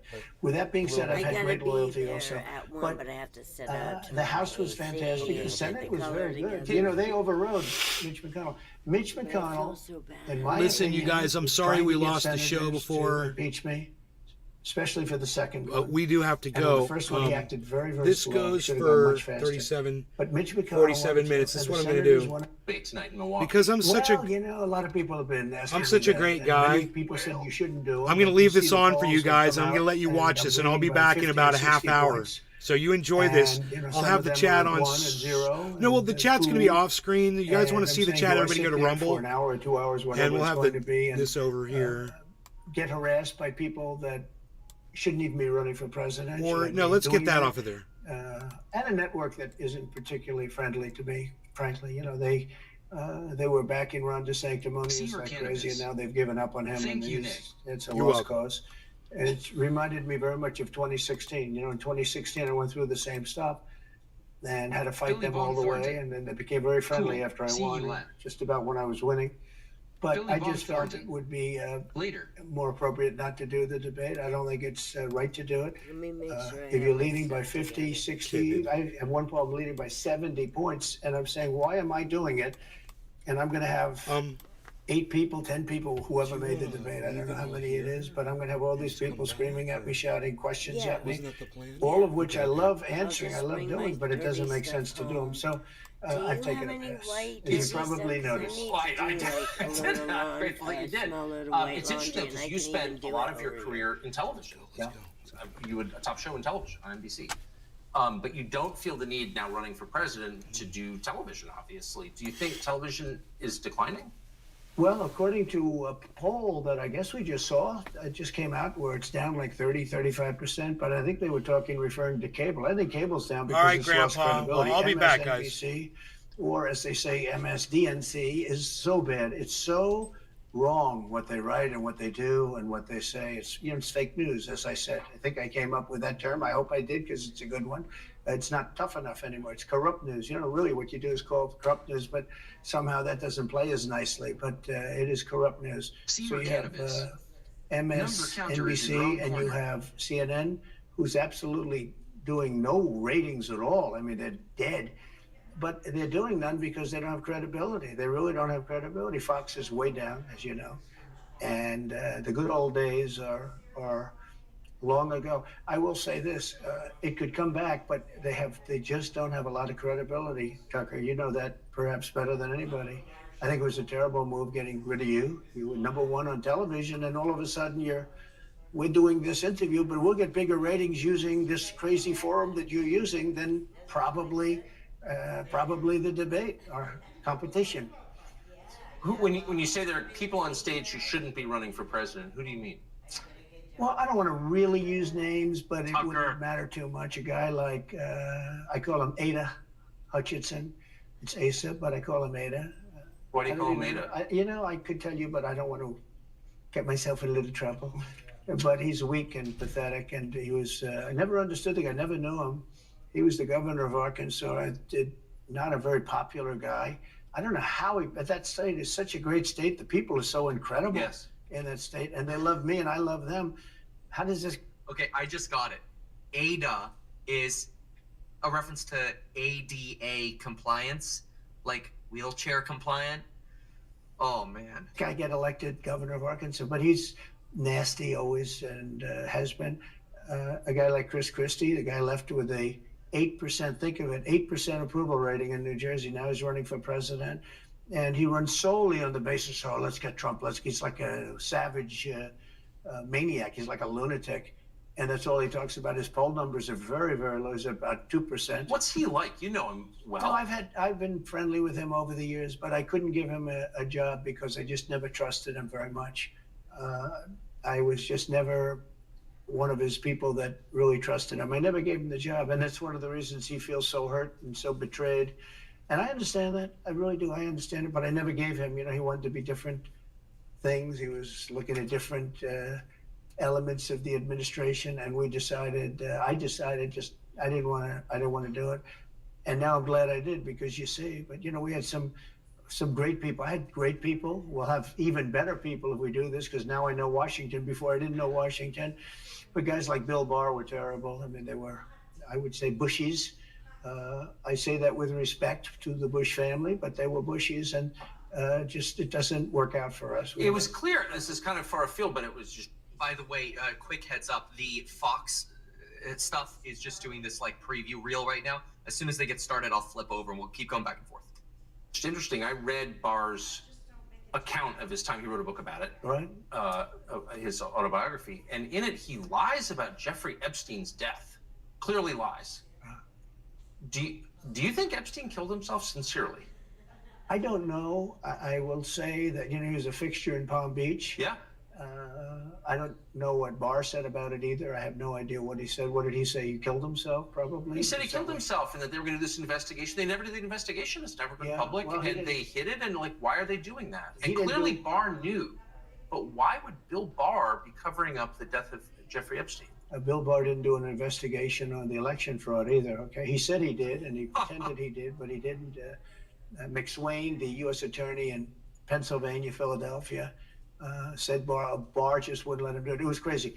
Barr became so petrified, so frightened of being impeached. We're going to impeach him. I don't know if you remember it. Yeah. It's not a big moment in history. But they said, we're going to impeach. They play a much rougher game, the left, the lunatics. And they were going to impeach Bill Barr, and he was petrified.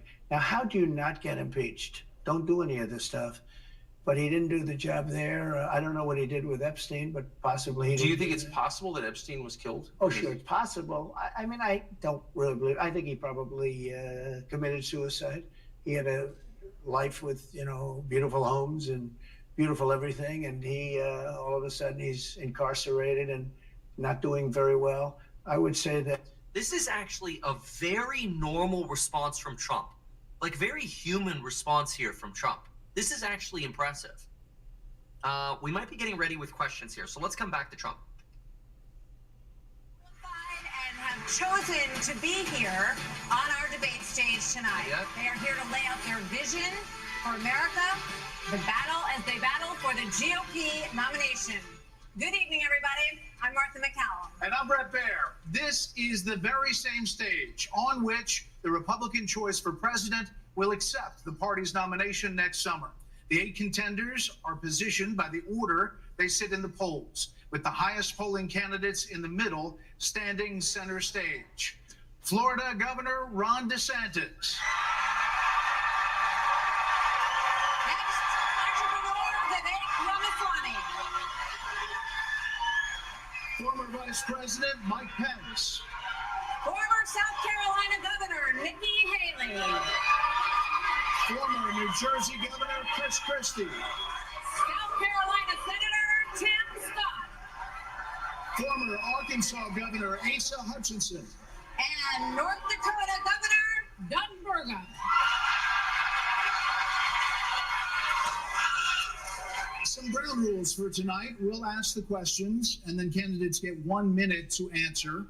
If someone is singled out, you get 30 seconds to respond. And when the time runs out, we all will hear this.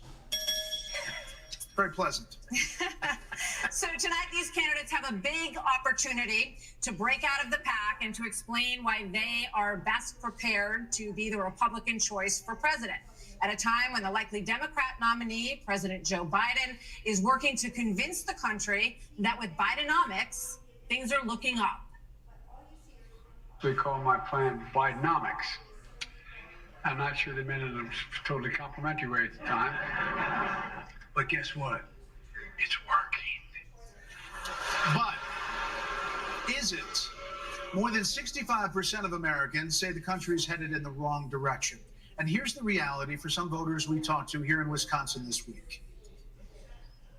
We have noticed a dramatic increase in prices at the grocery store just across the board. Gas is high and food is high. A lot of people out here homeless because they can't buy food. It's tough when you got mortgage rates at 78% versus 2 to 3. It's just you can't afford a house anymore. Inflation is ridiculous. It's killing us out here. As we sit here tonight, the #1 song on the Billboard chart is called Rich Men North of Richmond. What's up? It is by a singer from Farm. Very relatable, by the way. Very relatable song. His lyrics speak of alienation, of deep frustration with the state of government and of this country. Washington, D.C. is about 100 miles north of Richmond. Richmond, north of Richmond, Lord knows they all just wanna have total control. Wanna know what you think, wanna know what you do, and they don't think you know, but they know that you do. 'Cause your dollar ain't shit, and it's taxed to no end. Cause the rich men, cause the rich men. So, Governor DeSantis, why is this song striking such a nerve in this country right now? What do you think it means? Our country is in decline.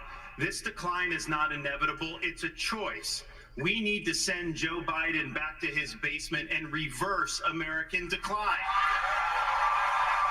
And it starts with understanding we must reverse Bidenomics so that middle-class families have a chance to succeed again. We cannot succeed as a country if you are working hard and you can't afford groceries, a car, or a new home while Hunter Biden can make hundreds of thousands of dollars on lousy paintings. That is wrong.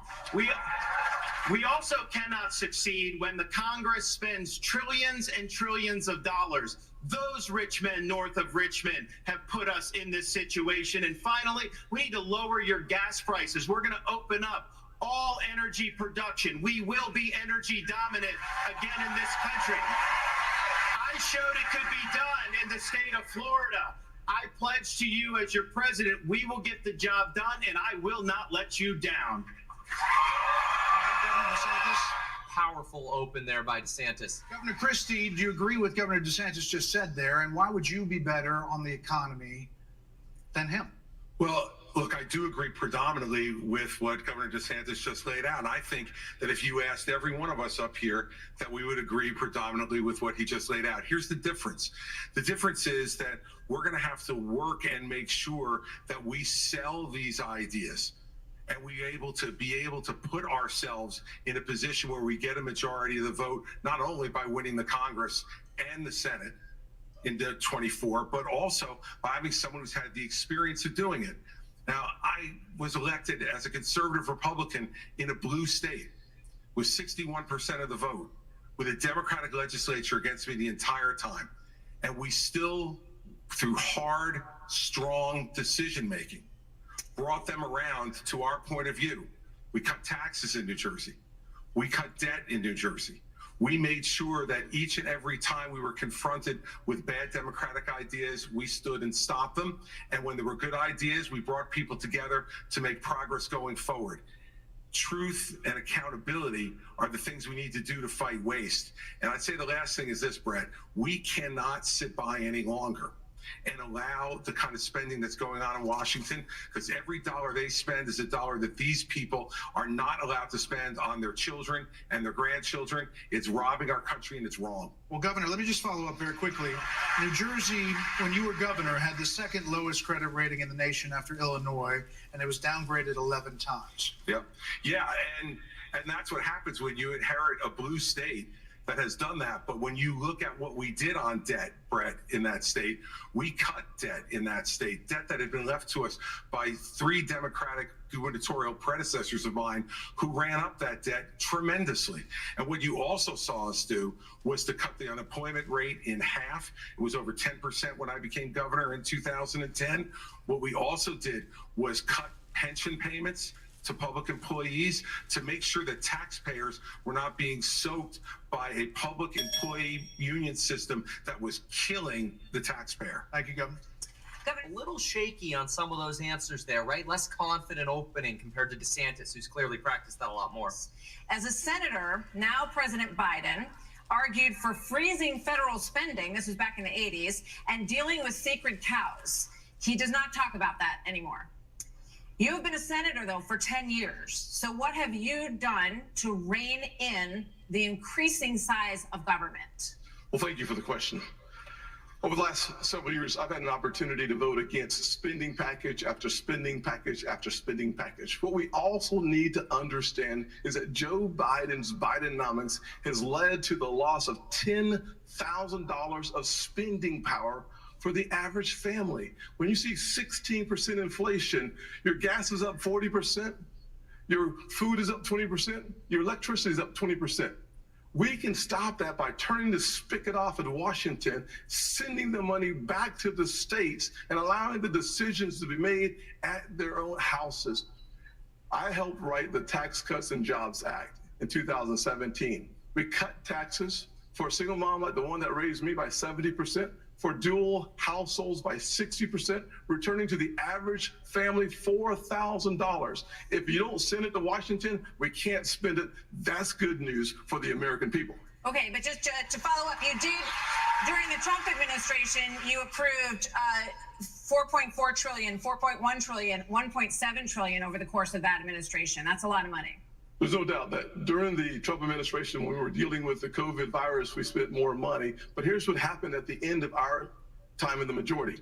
We had low unemployment, record low unemployments, 3.5% for the majority of the population, 70-year low for women.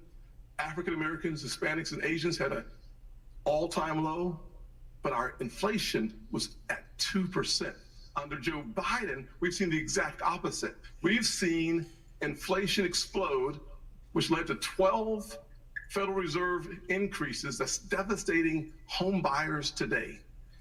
Mr. Ramaswamy, you're listening to these answers. If I may, hold on one second. We're going to. So I don't know if I get a chance to respond. He didn't mention you specifically, but we'll be with you in a second, Mr. Vice President. Mr. Ramaswamy, listening to all of this, why should voters choose you over more experienced politicians on this stage? You're basically, a blank slate for people. You're 38 years old.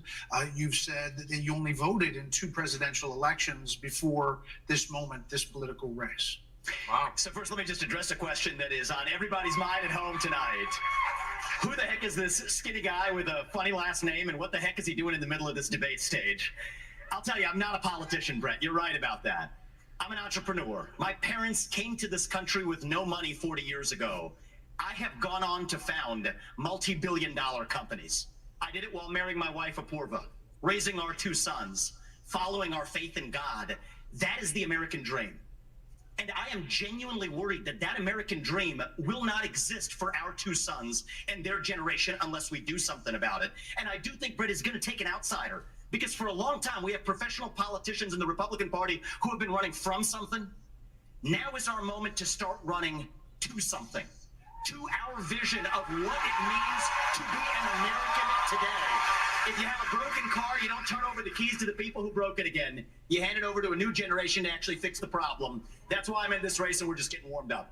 All right, so Governor Haley. Good intro. So why are you better positioned to turn around this economy that we've heard all of these voters talking about tonight than Mr. Ramaswamy, who is a successful entrepreneur nationally right now? He's beating you in the polls. Well, I don't care about polls. What I care about the fact is that no one is telling the American people the truth. The truth is that Biden didn't do this to us. Our Republicans did this to us too.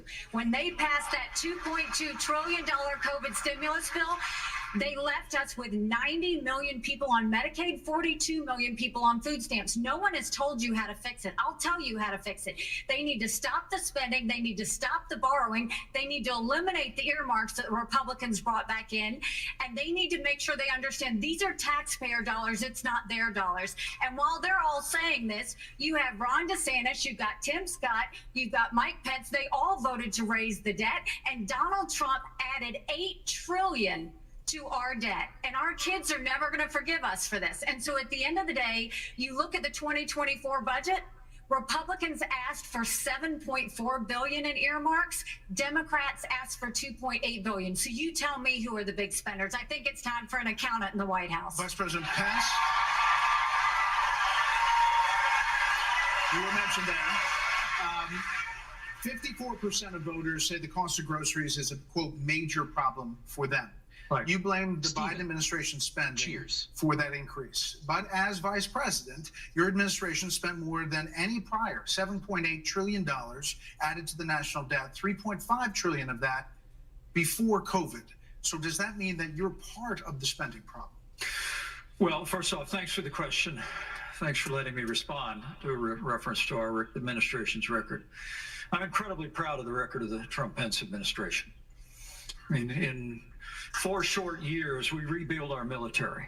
We revived our economy. We unleashed American energy. And we appointed 3 conservatives to the Supreme Court that gave the American people a new beginning for the right to life. Now, Martha, you asked earlier who's the most best prepared for this job. And I must tell you, with all due respect to all of my friends on the stage, and even to one that's probably looking on, I think unquestionably I am the best prepared, the most tested, the most qualified and proven conservative in this race. I was a leader in the Congress of the United States. I led Indiana where we balanced budgets and had a AAA bond rating when I was governor.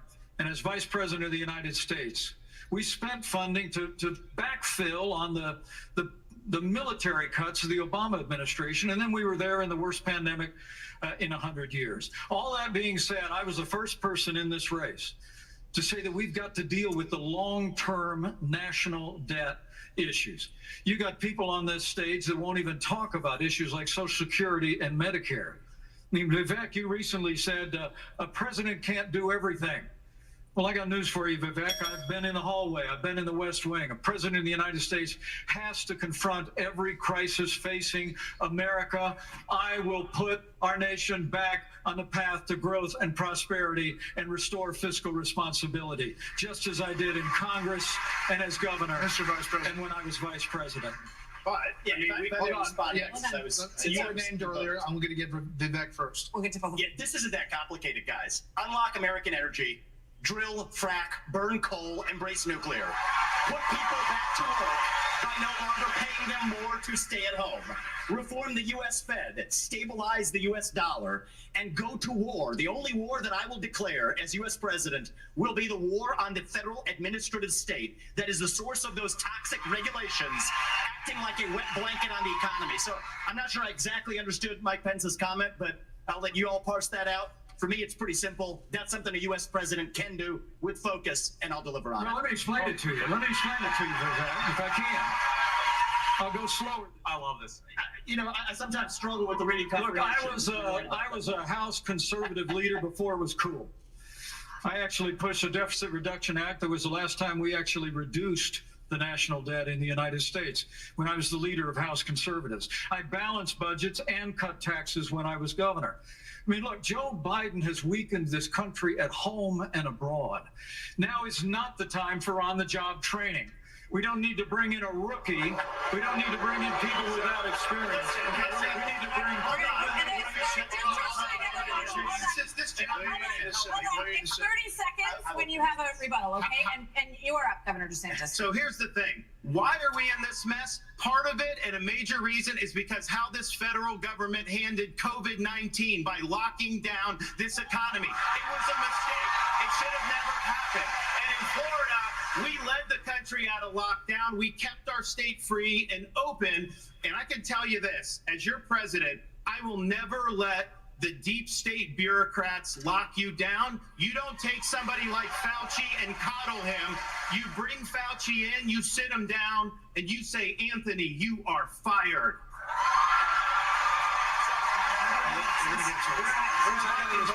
You know what? We're going to bring in. I just want to respond to Mike. I just want to respond to Mike for 1 second because he invoked me back. Listen, now that everybody's gotten their memorized, pre-prepared slogans out of the way, we can actually have a real discussion now. The reality and the fact of the matter is... Was that one of yours? Not really, Mike, actually. We're just going to have some fun tonight. And the reality is, you have a bunch of people, professional politicians, super PAC puppets, following slogans handed over to them by their 400-page super PACs last week. The real choice we face in this primary is this. Do you want a super PAC puppet, or do you want a patriot who speaks the truth? Do you want incremental reform, which is what you're hearing about, or do you want revolution? Okay. And I stand on the side of the American Revolution. We're going to take control back here. We need everyone to have a moment on the economy. Yeah. I think that's fair. Can I address the There are COVID two people issues who the have governor not. brought up? We're going to get back to that. We are. There are two people who we have not heard from yet. So let's hear from Governor Burgum and then from Governor Hutchinson on the economy, sir. Well, great. Thank you, Martha. And of course, I'm from a town of 300 people. It's a big deal to make it on this stage with all these folks.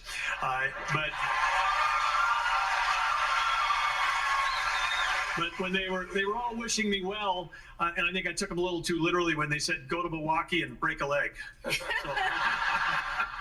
But I do want to say, Which just happened to him, by the way, during a basketball game. we can't just talk about the Biden economy because the economy, energy, and national security are all tied together. Of course, we're paying too much for our energy in our state, in our country right now. But part of the reason why is because of the Biden policies on energy. We've got a plan right now, the $1.2 trillion of Green New Deal spending buried in the Inflation Creation Act is something that is just subsidizing China. If we're going to stop buying oil from the Middle East and start buying batteries from China, we're just trading OPEC for Sinopec. And then belatedly, the Biden administration says, no, we're going to put sanctions on Russian oil. Well, we put sanctions on Russian oil. Well, then it's 20% off. Who's buying it? China. So if you buy a battery in this country, you buy a solar panel, it's being produced in a plant in China powered by coal, or it's being powered by oil and gas at 20% off. And every farmer in this country would like to buy diesel at 20% off, just like they're buying it in China. Governor Hutch. This is Doug Burgum, the governor of North Dakota. Thank you, Brad. Delighted to be here tonight. And let me just tell you that I'm a pro-life governor from a conservative state that have a conservative record in which I lowered taxes in Arkansas as governor. I created a $2 billion surplus that I passed over to my successor, and I made sure that we shrunk the size of government.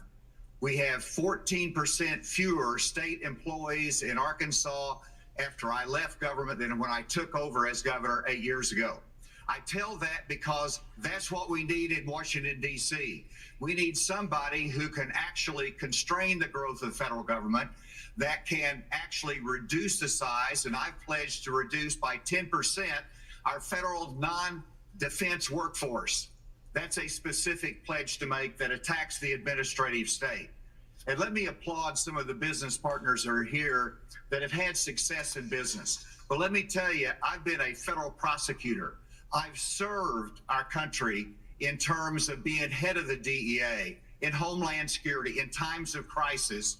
And while I think that that's experience that is important for the future of our country, to be the president of the United States that can lead with positive solutions and be held accountable. Thank you. We have a lot of topics to get to, and I promise we're going to get to everyone if we play within the rules. Okay, next topic.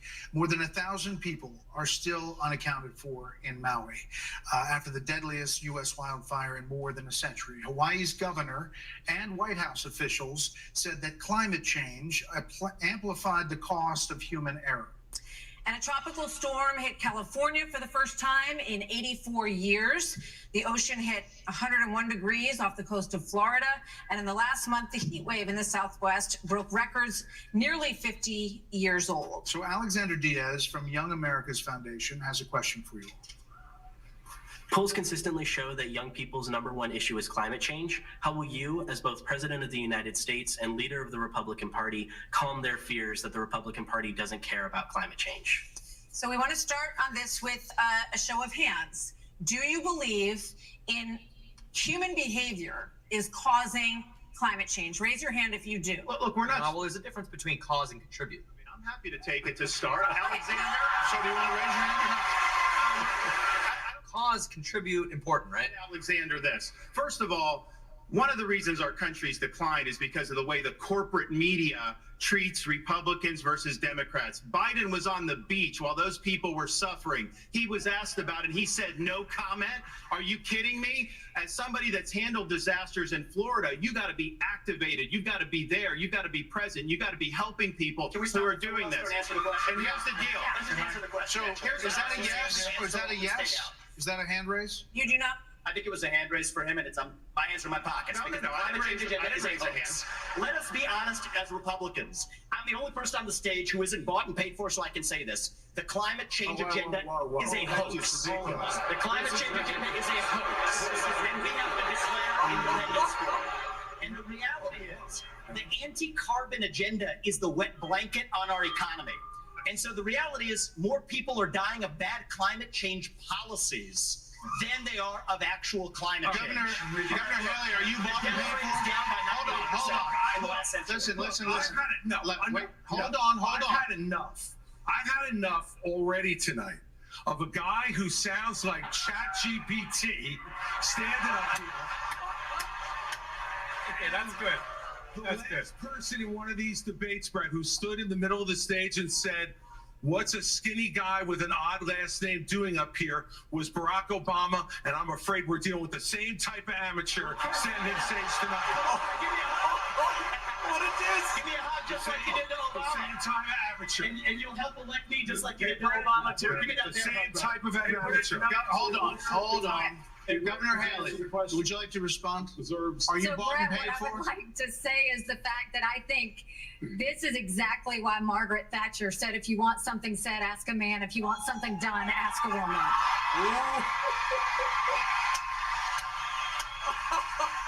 First of all, we do This is comedy. clean air, clean water. We want to see that taken care of, but there's a right way to do it. And the right way to do it is, first of all, yes, is climate change real? Yes, it is. But if you want to go and really change the environment, then we need to start telling China and India that they have to lower their emissions. That's where our problem is. And these green subsidies that Biden has put in, all he's done is help China, because he doesn't understand all these electric vehicles that he's done, what that does. Half of the batteries for electric vehicles are made in China. And so that's not helping the environment. You're putting money in China's pocket, and Biden did that. So first of all, I think we need to acknowledge the truth, which is these subsidies are not working. We also need to take on the international world and say, okay, India and China, you've got to stop polluting, and that's when we'll start to deal with Senator Scott, are you bought and paid for? Absolutely. Are you bought and paid for? I'm sorry. Are you bought and paid for? Absolutely not. I mean, here's what the American people deserve is a debate about the issues that affect their lives. Going back and forth being childish is not helpful to the American people to decide on the next leader of our country. Number one, wait a second. Number two, as a kid who grew up in a single parent household mired in poverty, I wondered, was the American dream real for kids who were devastated by poverty, devastated by the challenges of life? I came to the conclusion that America can do for anyone what she's done for me if we focus on restoring hope, creating opportunities, and protecting America. If we want the environment to be better, and we all do, the best thing to do is to bring our jobs home from China. If we create 10 million new jobs in my Made in America plan, we will have a better economy and a better environment. Let me tell you why I say that, Brett. America. Do it quickly. America has cut. I'm a Southern boy. I talk slow. So America. That was quick. America has cut our carbon footprint in half in the last 25 years. The places where they are continuing to increase: Africa, 950 million people. India, over 1 billion. China, over 1 billion. Why would we put ourselves at a disadvantage devastating our own economy. Let's bring our jobs home. We have a lot of different topics to get to. Yeah, we do. We thank you all. Thank you, Senator Scott. So coming up next, the candidates will weigh in on what could. Wow. Okay. Well, as we promised, what we're going to do is while they go to commercial, we're going to listen to a little bit of Trump here. But there were some serious bangers there. If you want to go back and listen to the bangers, go to minute 22 and minute 30. You got about 2 to 3 minutes each on those for some pretty cool bangers there. Let's listen to a little Donald Trump, because what we're going to do is, as they're on ads at Fox, we're going to just listen to Trump for a moment, and then we'll go back as soon as they're back.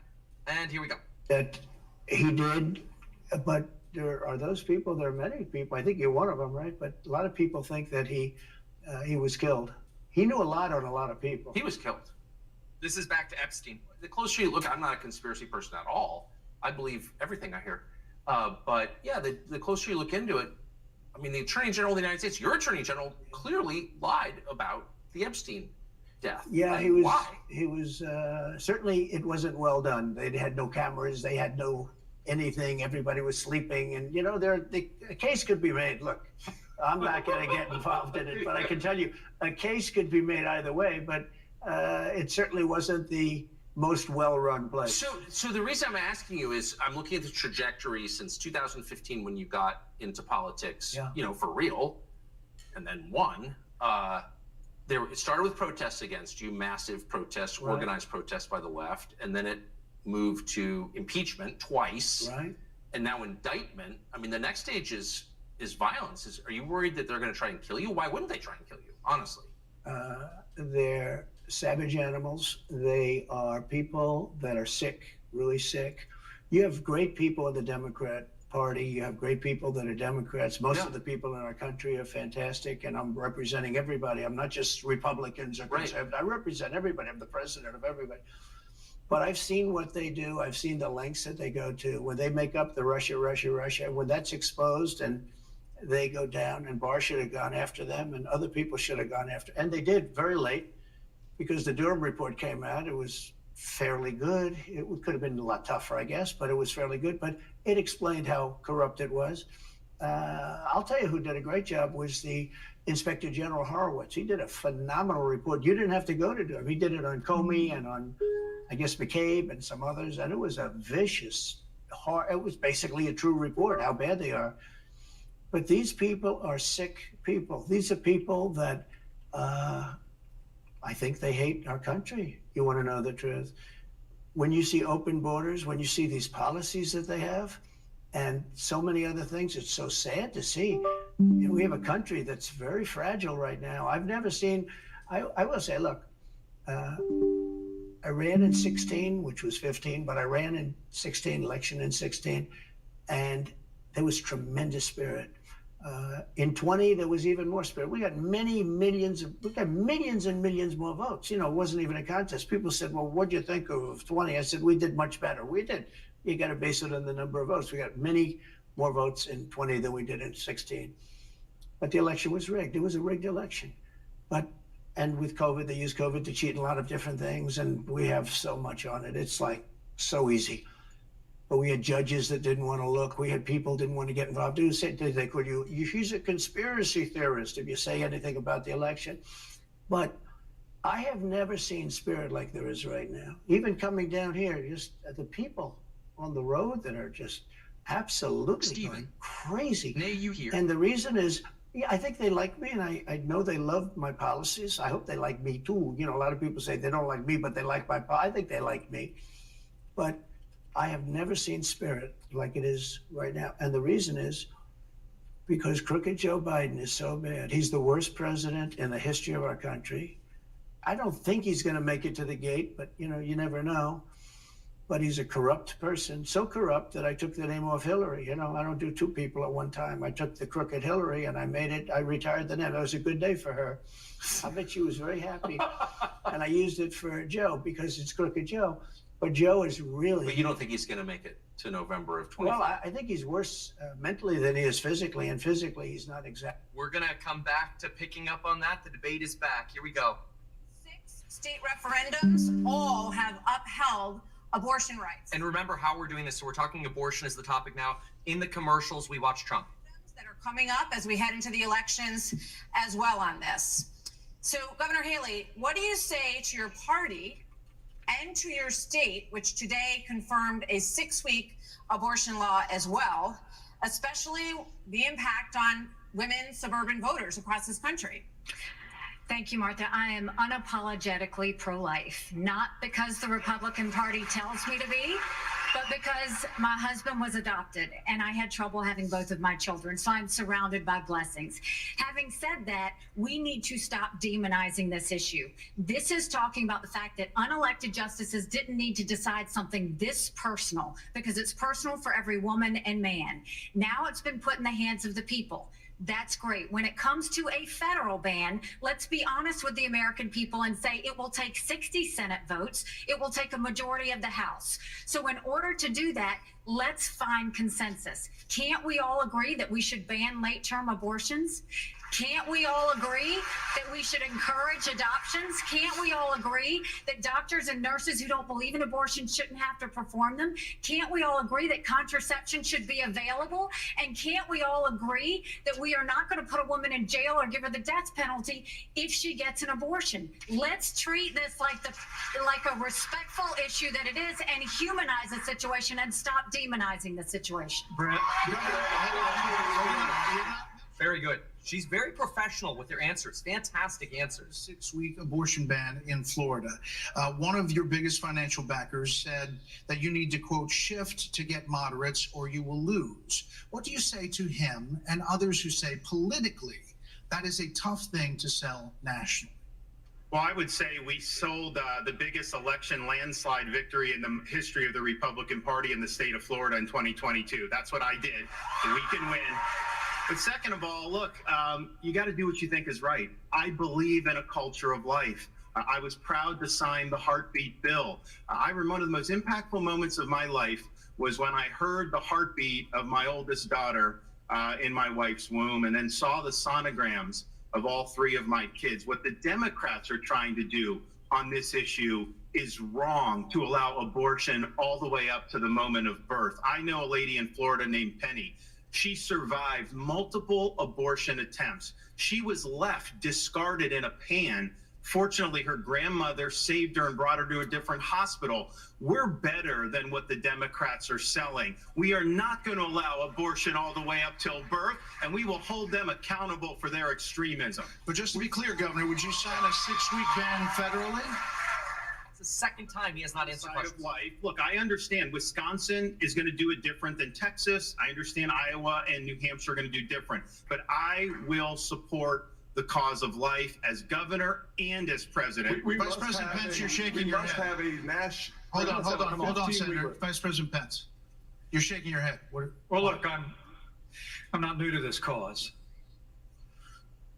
After I gave my life to Jesus Christ as my Lord and Savior, I opened up the book and I read, "Before I formed you in the womb, I knew you. And see, I set before you life and death, blessings and curses. Now choose life."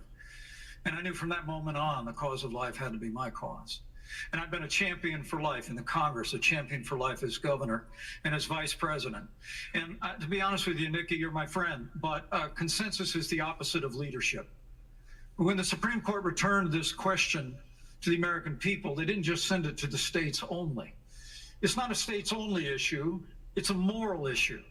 And I promise you, as President of the United States, the American people will have a champion for life in the Oval Office. Can't we have a minimum standard in every state in the nation that says when a baby is capable of feeling pain, an abortion cannot be allowed? A 15-week ban is an idea whose time has come. It's supported by 70% of the American people, but it's going to take unapologetic leadership that stands on principle and expresses compassion for women in crisis pregnancies. I'll do that as President of the United States. He called my name, so I want to Governor respond to that. Haley, 30 seconds. So first of all, I will say it is in the hands of the people, and that's where it should be. But when you're talking about a federal ban, be honest with the American people. We haven't had 45 pro-life senators in over 100 years. So no Republican president can ban abortions any more than a Democrat president could ban all those state laws. Don't make women feel like they have to decide on this issue when you know we don't have 60 Senate votes in the House. 70% of the American people support legislation But to ban 70% abortion of the after a Senate baby is does capable not. of experiencing pain. You know what? It's just not take leadership. Hold on. 70% of the Senate does not. You have to be honest with the We have to American have people. a 15-week All right, limit. let's get Governor Bergman for one minute here. But the Supreme Court did overturn Roe v. Wade, and the result of that decision was that it went back to the states. So that's where it is right now. So as I understand it, you are not in favor of a federal ban. What do you say about the states? There's about 5 of them, including New Jersey, I think a few others, that allow abortion up until the time of birth, though. If you were president, would you be able to abide that? Well, first of all, I'm a pro-life governor of a very pro-life state. And this issue is, of course, very important. But I am on the record, and I stand behind that we should not have a federal abortion ban. We should not. And the reason why we shouldn't is very simple. It's the 10th Amendment in the Constitution. In the Constitution, which the states created the federal government, not the other way around, it says that there were certain duties allowed to the federal government delegated to them by the states. The rest are left to the states, comma, more importantly, or to the people.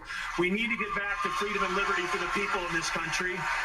And we can't have Republicans who fight for 50 years for this great cause and to return it back to the states. And then the next day they turn around and go, no, the feds should do that, because the feds are stepping into people's lives. They're stepping into people's businesses over and over. If we say that the feds should be in on this one, where do we stop? I say that we follow the Constitution, and this is returned to the states. This is where it should be. But Governor Burgum, you signed a 6-week ban. Time out. You signed a 6-week ban. Governor Burgum, you signed a 6-week ban. So you're saying federally, it's all going to go to the states. Yes, and what is going to work in New York will never work in North Dakota, and vice versa. That's why we have 50 states. That's why we have 50 states. This is too important of an issue that I have to address. First of all, the Supreme Court gave it back to the elected representatives, whether it's the states or whether it's the United States Congress. So there is authority, and that's why President Biden is pushing for a Democrat proposal, which is, in essence, abortion on demand through the term. So they have their extreme position at a national level. It's most likely going to be addressed in the states, but it's certainly fine for it to be addressed at the national level as well. Arkansas has the record of being the most pro-life state in the nation. I signed 30 pro-life pieces of legislation while I was governor. And every state can determine a different outcome here. And it is the most important issue for women and for the unborn child and for our country that we get this right. It's going to be a continued debate. Let's talk about it in terms of compassion, in terms of protecting the life, and also understanding how we have to enhance adoption services, how we have to enhance maternal care. Those things we've done in Arkansas and are important for our nation's future. There are a lot of issues that are very important. Senator, I'll let you weigh in. We cannot let states like California, New York, and Illinois have abortions on demand up until the day of birth. That is immoral. It is unethical. It is wrong. We must have a president of the United States who will advocate and fight for, at the minimum, a 15-week limit. I am 100% pro-life conservative. I have 100% pro-life record. I got to tell you, though, we must fight for life. Our Declaration of Independence says our Creator gave us inalienable rights that include life. That is a list. That is an issue we must solve. We can't leave it to Illinois. We can't leave it to Minnesota. We can't leave it to Illinois. We must solve that issue with a 15-week limit at a minimum. I think we're all pro-life. California's at like 20 and New York's at like 24. To say up to the end is not true unless there's threat to the mother's life. For 40 weeks, because that's what the media needs to be asking. All right, another issue. Nobody's saying 40 weeks unless somebody's going to die. Homelessness crisis. American cities are in decline. People are moving out as homelessness, drugs, crime move in. Vivek didn't answer on this. Interesting. Abortion. During the pandemic and are still rising, actually. Murders in Los Angeles, New York, Chicago, all up 30% between 2019 and 2022. Homelessness is up 11%, the largest jump in recorded history. Vice President Pence, a lot of this began in the COVID era. How much of what we're seeing happening around this country is a result of those COVID lockdowns? And is your administration in part to blame for how we got here? Well, I think what's in part to blame is the Democrats been talking about defunding the police for the last 5 years. And we ought to be funding law enforcement, particularly in our major cities, at unprecedented levels. I mean, it's extraordinary to think about the violence that's... You got no claps on that. Literally every week in every major city in this country. And yet Democrats and liberal prosecutors in major metropolitan areas continue to work out their fanciful agendas, to do bail reform and go easy. What we need is strong commitment to law enforcement. We need leadership in Washington, D.C. that'll marshal the resources of the states, marshal the resources of the American people. But let me also say it's about opportunity. I mean, a lot of people don't know that those Trump-Pence tax cuts that we got signed into law go away at the end of 2025 if we don't have a Republican president and a Republican House and a Republican Senate. When I'm president of the United States, we're actually going to cut taxes further. We're going to extend those tax cuts, and we're going to close the Federal Department of Education, block grant all that funding back to the states. With a growing economy and educational choice and law enforcement, we will bring our cities back. Governor Christie, another issue. This weekend here in Milwaukee, reports say there were 30 shootings, and a number of them including kids. Add that to the big increase in school shootings around the country. Democrats blame this crisis on easy access to guns. They also blame Republicans for blocking gun control legislation. What would President Christie do? You know, I'm proud of the fact, Brett, that I'm the only person along with Governor Hutchinson up on this stage who's actually running United States Attorney's Office. I ran the 5th largest office in America in a state where there is significant urban crime. And the problem is not going to be solved by more money. The problem is that these prosecutors in these localities in the states are refusing to do their job and to arrest violent criminals. So what President Christie would do is appoint an attorney general who would instruct each of the 93 U.S. attorneys that they are to take over the prosecution of violent crime in every one of those cities that are failing to do so. We have plenty of room in the federal prisons to lock up these violent criminals and clean up what's going on all across this country in these individual cities. Secondly, what we need to make sure that each and every one of these criminals understand is that the laws apply to everybody. And when Hunter Biden fills out a fake application, a false application for a gun permit, and then is facing a 10-year mandatory minimum, which was mandated by legislation sponsored by his father. And then you have a Justice Department that walks away from those charges. We're telling people that the law doesn't apply to everybody. In a Christie administration, he would go to jail for 10 years. What about a President Ramaswamy? What does a President Ramaswamy do about guns? So the reality is we have a crime wave in this country and we know how to fix it. The question is, do we actually have the spine to do it? More cops in the streets who are on the streets able to do their jobs without looking over their shoulder for getting sued. And we also have a mental health epidemic in this country. Just over the same period that we have closed mental health institutions, we have seen a spike in violent crime. Do we have the spine to bring them back? I think we should. As president, I will. But it's not just drugging up people in those psychiatric institutions with Zoloft and Seroquel.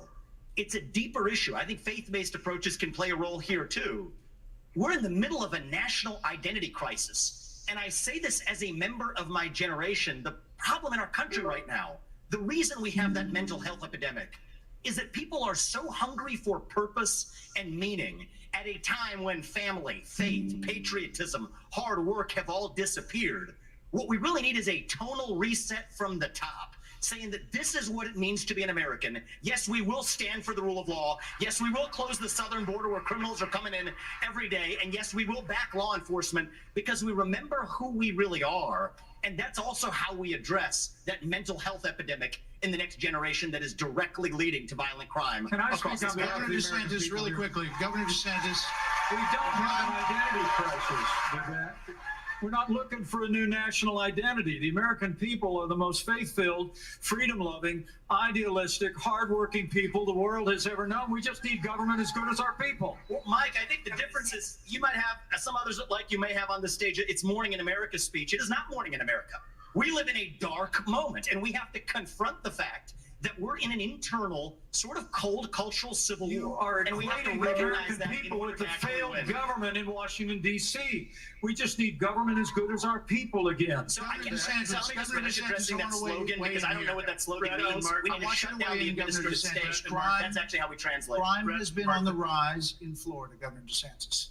Vivek did not answer on guns, by the way. Well, actually, crime's at a 50-year low in Florida. Not in Miami. We're happy with that. Well, the statewide, it's a 50-year low. And so here's the thing. These hollowed out cities, this is a symptom of America's decline. And one of the biggest reasons is because you have George Soros funding these radical left-wing district attorneys. They get into office and they say they're not going to prosecute crimes they disagree with. The inmates start running the asylum. There's one guy in this entire country that's ever done anything about that. Me. When we had 2 of these district attorneys in Florida elected with Soros funding who said they wouldn't do their job, I removed them from their posts. They are gone. And as president, we are going to go after all of these people because they are hurting the quality of life and they are victimizing innocent people in every corner of this country, and it will stop when I get into office. Okay, one more here before the break, Governor Burgum. Brett and Martha, I just thought it was interesting. You asked your question about the problems we're having in big cities. Nobody ever asked the question of what about the crime wave in small towns? Because in a small town, neighbors help neighbors. People understand each other. If a farmer gets sick, everybody comes together and helps them get the crop off. There's accountability, there's transparency. One thing that I think this country could use is somebody in the White House that understands small town values, because that's our road back to get this country on track again. Governor Hutchinson. As former head of the DEA, I understand the drug crisis in America. And right now, whenever you look at the challenges in our inner city, there's 3 simple words that would be helpful. 1, enforce the law when it comes to crime. Secondly, let's deal with the challenge of fentanyl. And it's both about stopping the fentanyl coming from Mexico, but it's also about education of our young people, making sure that we have the tools that are needed for addiction counseling. That's what we expanded in Arkansas as well. Whenever you look at the underlying challenge of America, though, no one likes to see an America with smash and grab in our inner cities. As President of the United States, that will stop.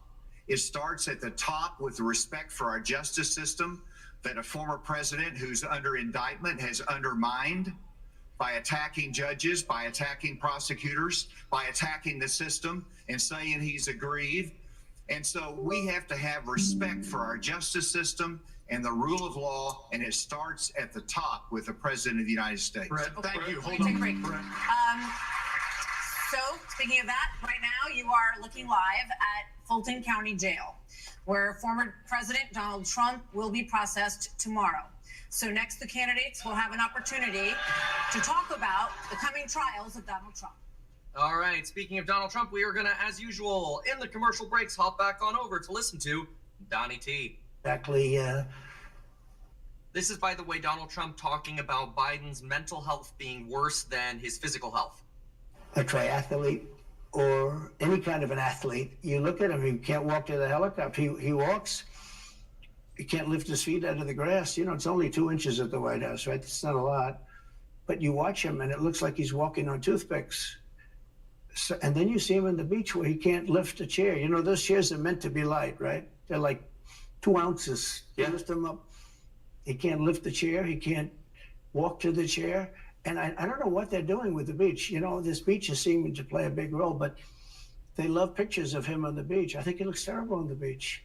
He looks terrible on the beach. Skinny legs. Well, he can't walk through the sand. You know, sand is not that easy to walk through, but when he walks through it, he can't walk through the sand. And there's somebody in there that thinks he looks fabulous at the beach. I think he looks horrible at the beach. Plus, the beach doesn't represent what a president's supposed to be doing. He's supposed to be working. He's supposed to be getting us out of that horrible, horrible war that we're very much involved in with Russia. DeSantis made this similar argument. Yeah, I'm here. Remember, he also slammed Biden for being on the beach and not responding to the disaster in Hawaii. And Ukraine, you could do that. You could do that very easily. I believe you could do that I don't believe he could do it because he's just incompetent. But that's a war that should end immediately, not because of one side or the other, because hundreds of thousands of people are being killed. Can you imagine you're in an apartment house and rockets are going into that building and blowing it up and knocking it down? And terrible. Who can? Why should anything? Why should anybody? Human beings, these are human, whether they're Russian or Ukrainian or whatever they are. It's got to be stopped, and it can be stopped very easily. It would have never started if I were president. It would have never started. So back to Biden, I'm interested. So you think he's failing? He obviously is failing. I think it's clear to everybody. But that would make Kamala Harris the candidate? Well, not really. I mean, I guess they'd have maybe a free-for-all. A lot of people say she has to remain for certain reasons, the candidate. She has to. I don't think that's true, actually. I don't think that other people would stand for it. She has some bad moments. Her moments are almost as bad as his. I think his are worse, actually. Yeah. But She seems pretty senile, too. she speaks in rhyme. It's weird. It's weird. But she has bad moments. And in rhyme?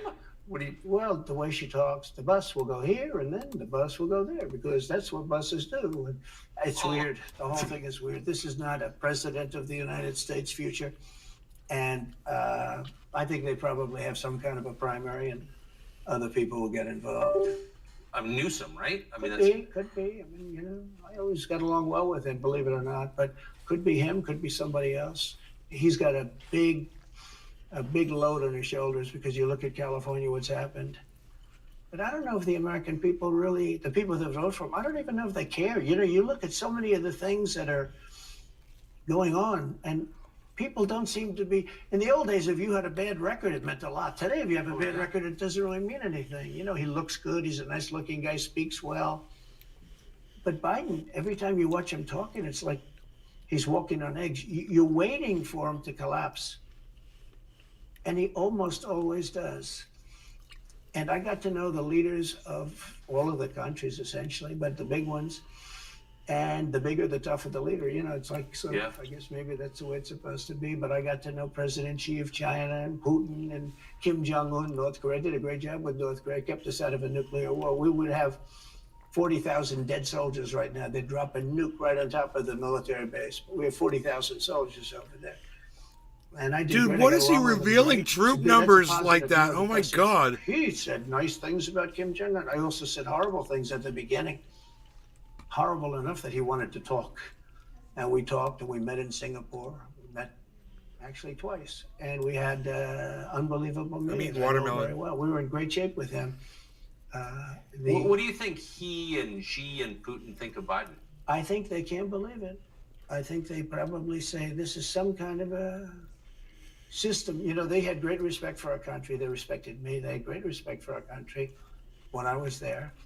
Every one of them. Look, if you go to North Korea, you take a look at what happened. You know, the Olympics was dead. South Korea spent billions on the Olympics. Nobody was going to go. They didn't want to get blown up. Okay, we're going to come right back since the debate is back. Here we go. Debate, policy discussions the Americans want to hear you all on. China, Ukraine, immigration, education. But we are going to take a brief moment and talk about the elephant not in the room.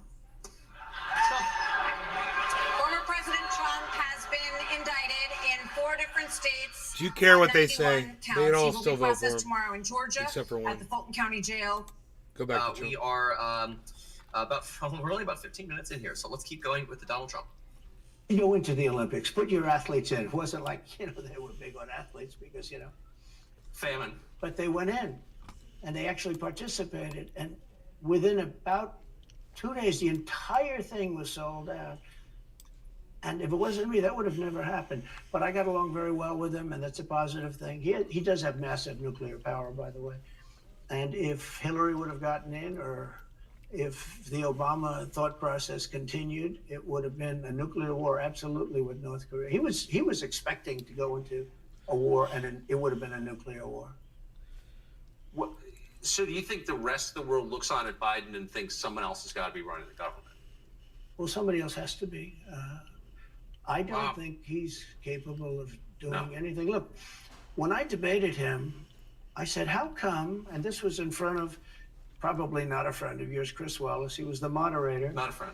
I said, why is it he wants to be Mike, but he doesn't have the talent? It's one of those bitchy little man. He wanted to be his father, but he didn't have the talent of his father was great. His He's father, a little fussy man. his father interviewed me in 60 Minutes. It was actually a 10. Can you believe I it? know, I totally. His father had talent, at least. I may have been the only guy that he gave a good 60 Minutes, so he was rough. Really? His father was tough. He was great, though. He was great at what he did. But Chris Wallace was so upset. He was guarding this guy who wouldn't do a show, by the way. He wouldn't do. I figured I didn't mind Chris Wallace because Biden wouldn't do a show. And it was very obvious. He kept asking him and asking, but he wouldn't do the show. So I figured he's got to like me. But he came from a different planet. But remember when I asked the question, why is it that the mayor of Moscow's wife is allowed to give you $3.5 million? Don't forget, that was brought up. Now it's brought up all the time, but that was brought up by me long before anyone ever heard of it. I said, the mayor of Moscow's wife giving you $3.5 million. What did you do to deserve $3.5 million? To Biden. And Chris Wallace said, this has nothing to do with the debate. I mean, he got in the way of the question. No, it was crazy. And I said, well, wait a minute. He got $3.5 million from the mayor of Moscow's wife. Now, people forget that, but if you go back and take a look, you will see. And Chris Wallace didn't want me to ask that question. I said, I think it's a very appropriate question. It turned out to be much more appropriate than people thought. Amazing. So do you have a preference in, assuming you're the Republican nominee and all goes as you plan it to go, VP? Do you have a preference in who you run against? In many ways, I'd love to run against him because his record's so bad. It's still horrible when you look at inflation and everything else, but others also have very bad records. I mean, California's a bad record, so, should it be Gavin or should it be somebody else? When I look at San Francisco, what's happened to that incredible city? That was one of the greatest cities in the world just a short while ago, and now it's very sad when you look at it. Los Angeles. It is. Every city, practically, all the Democrat-run cities. Republican-run cities are doing very nicely because they arrest people when you have crimes.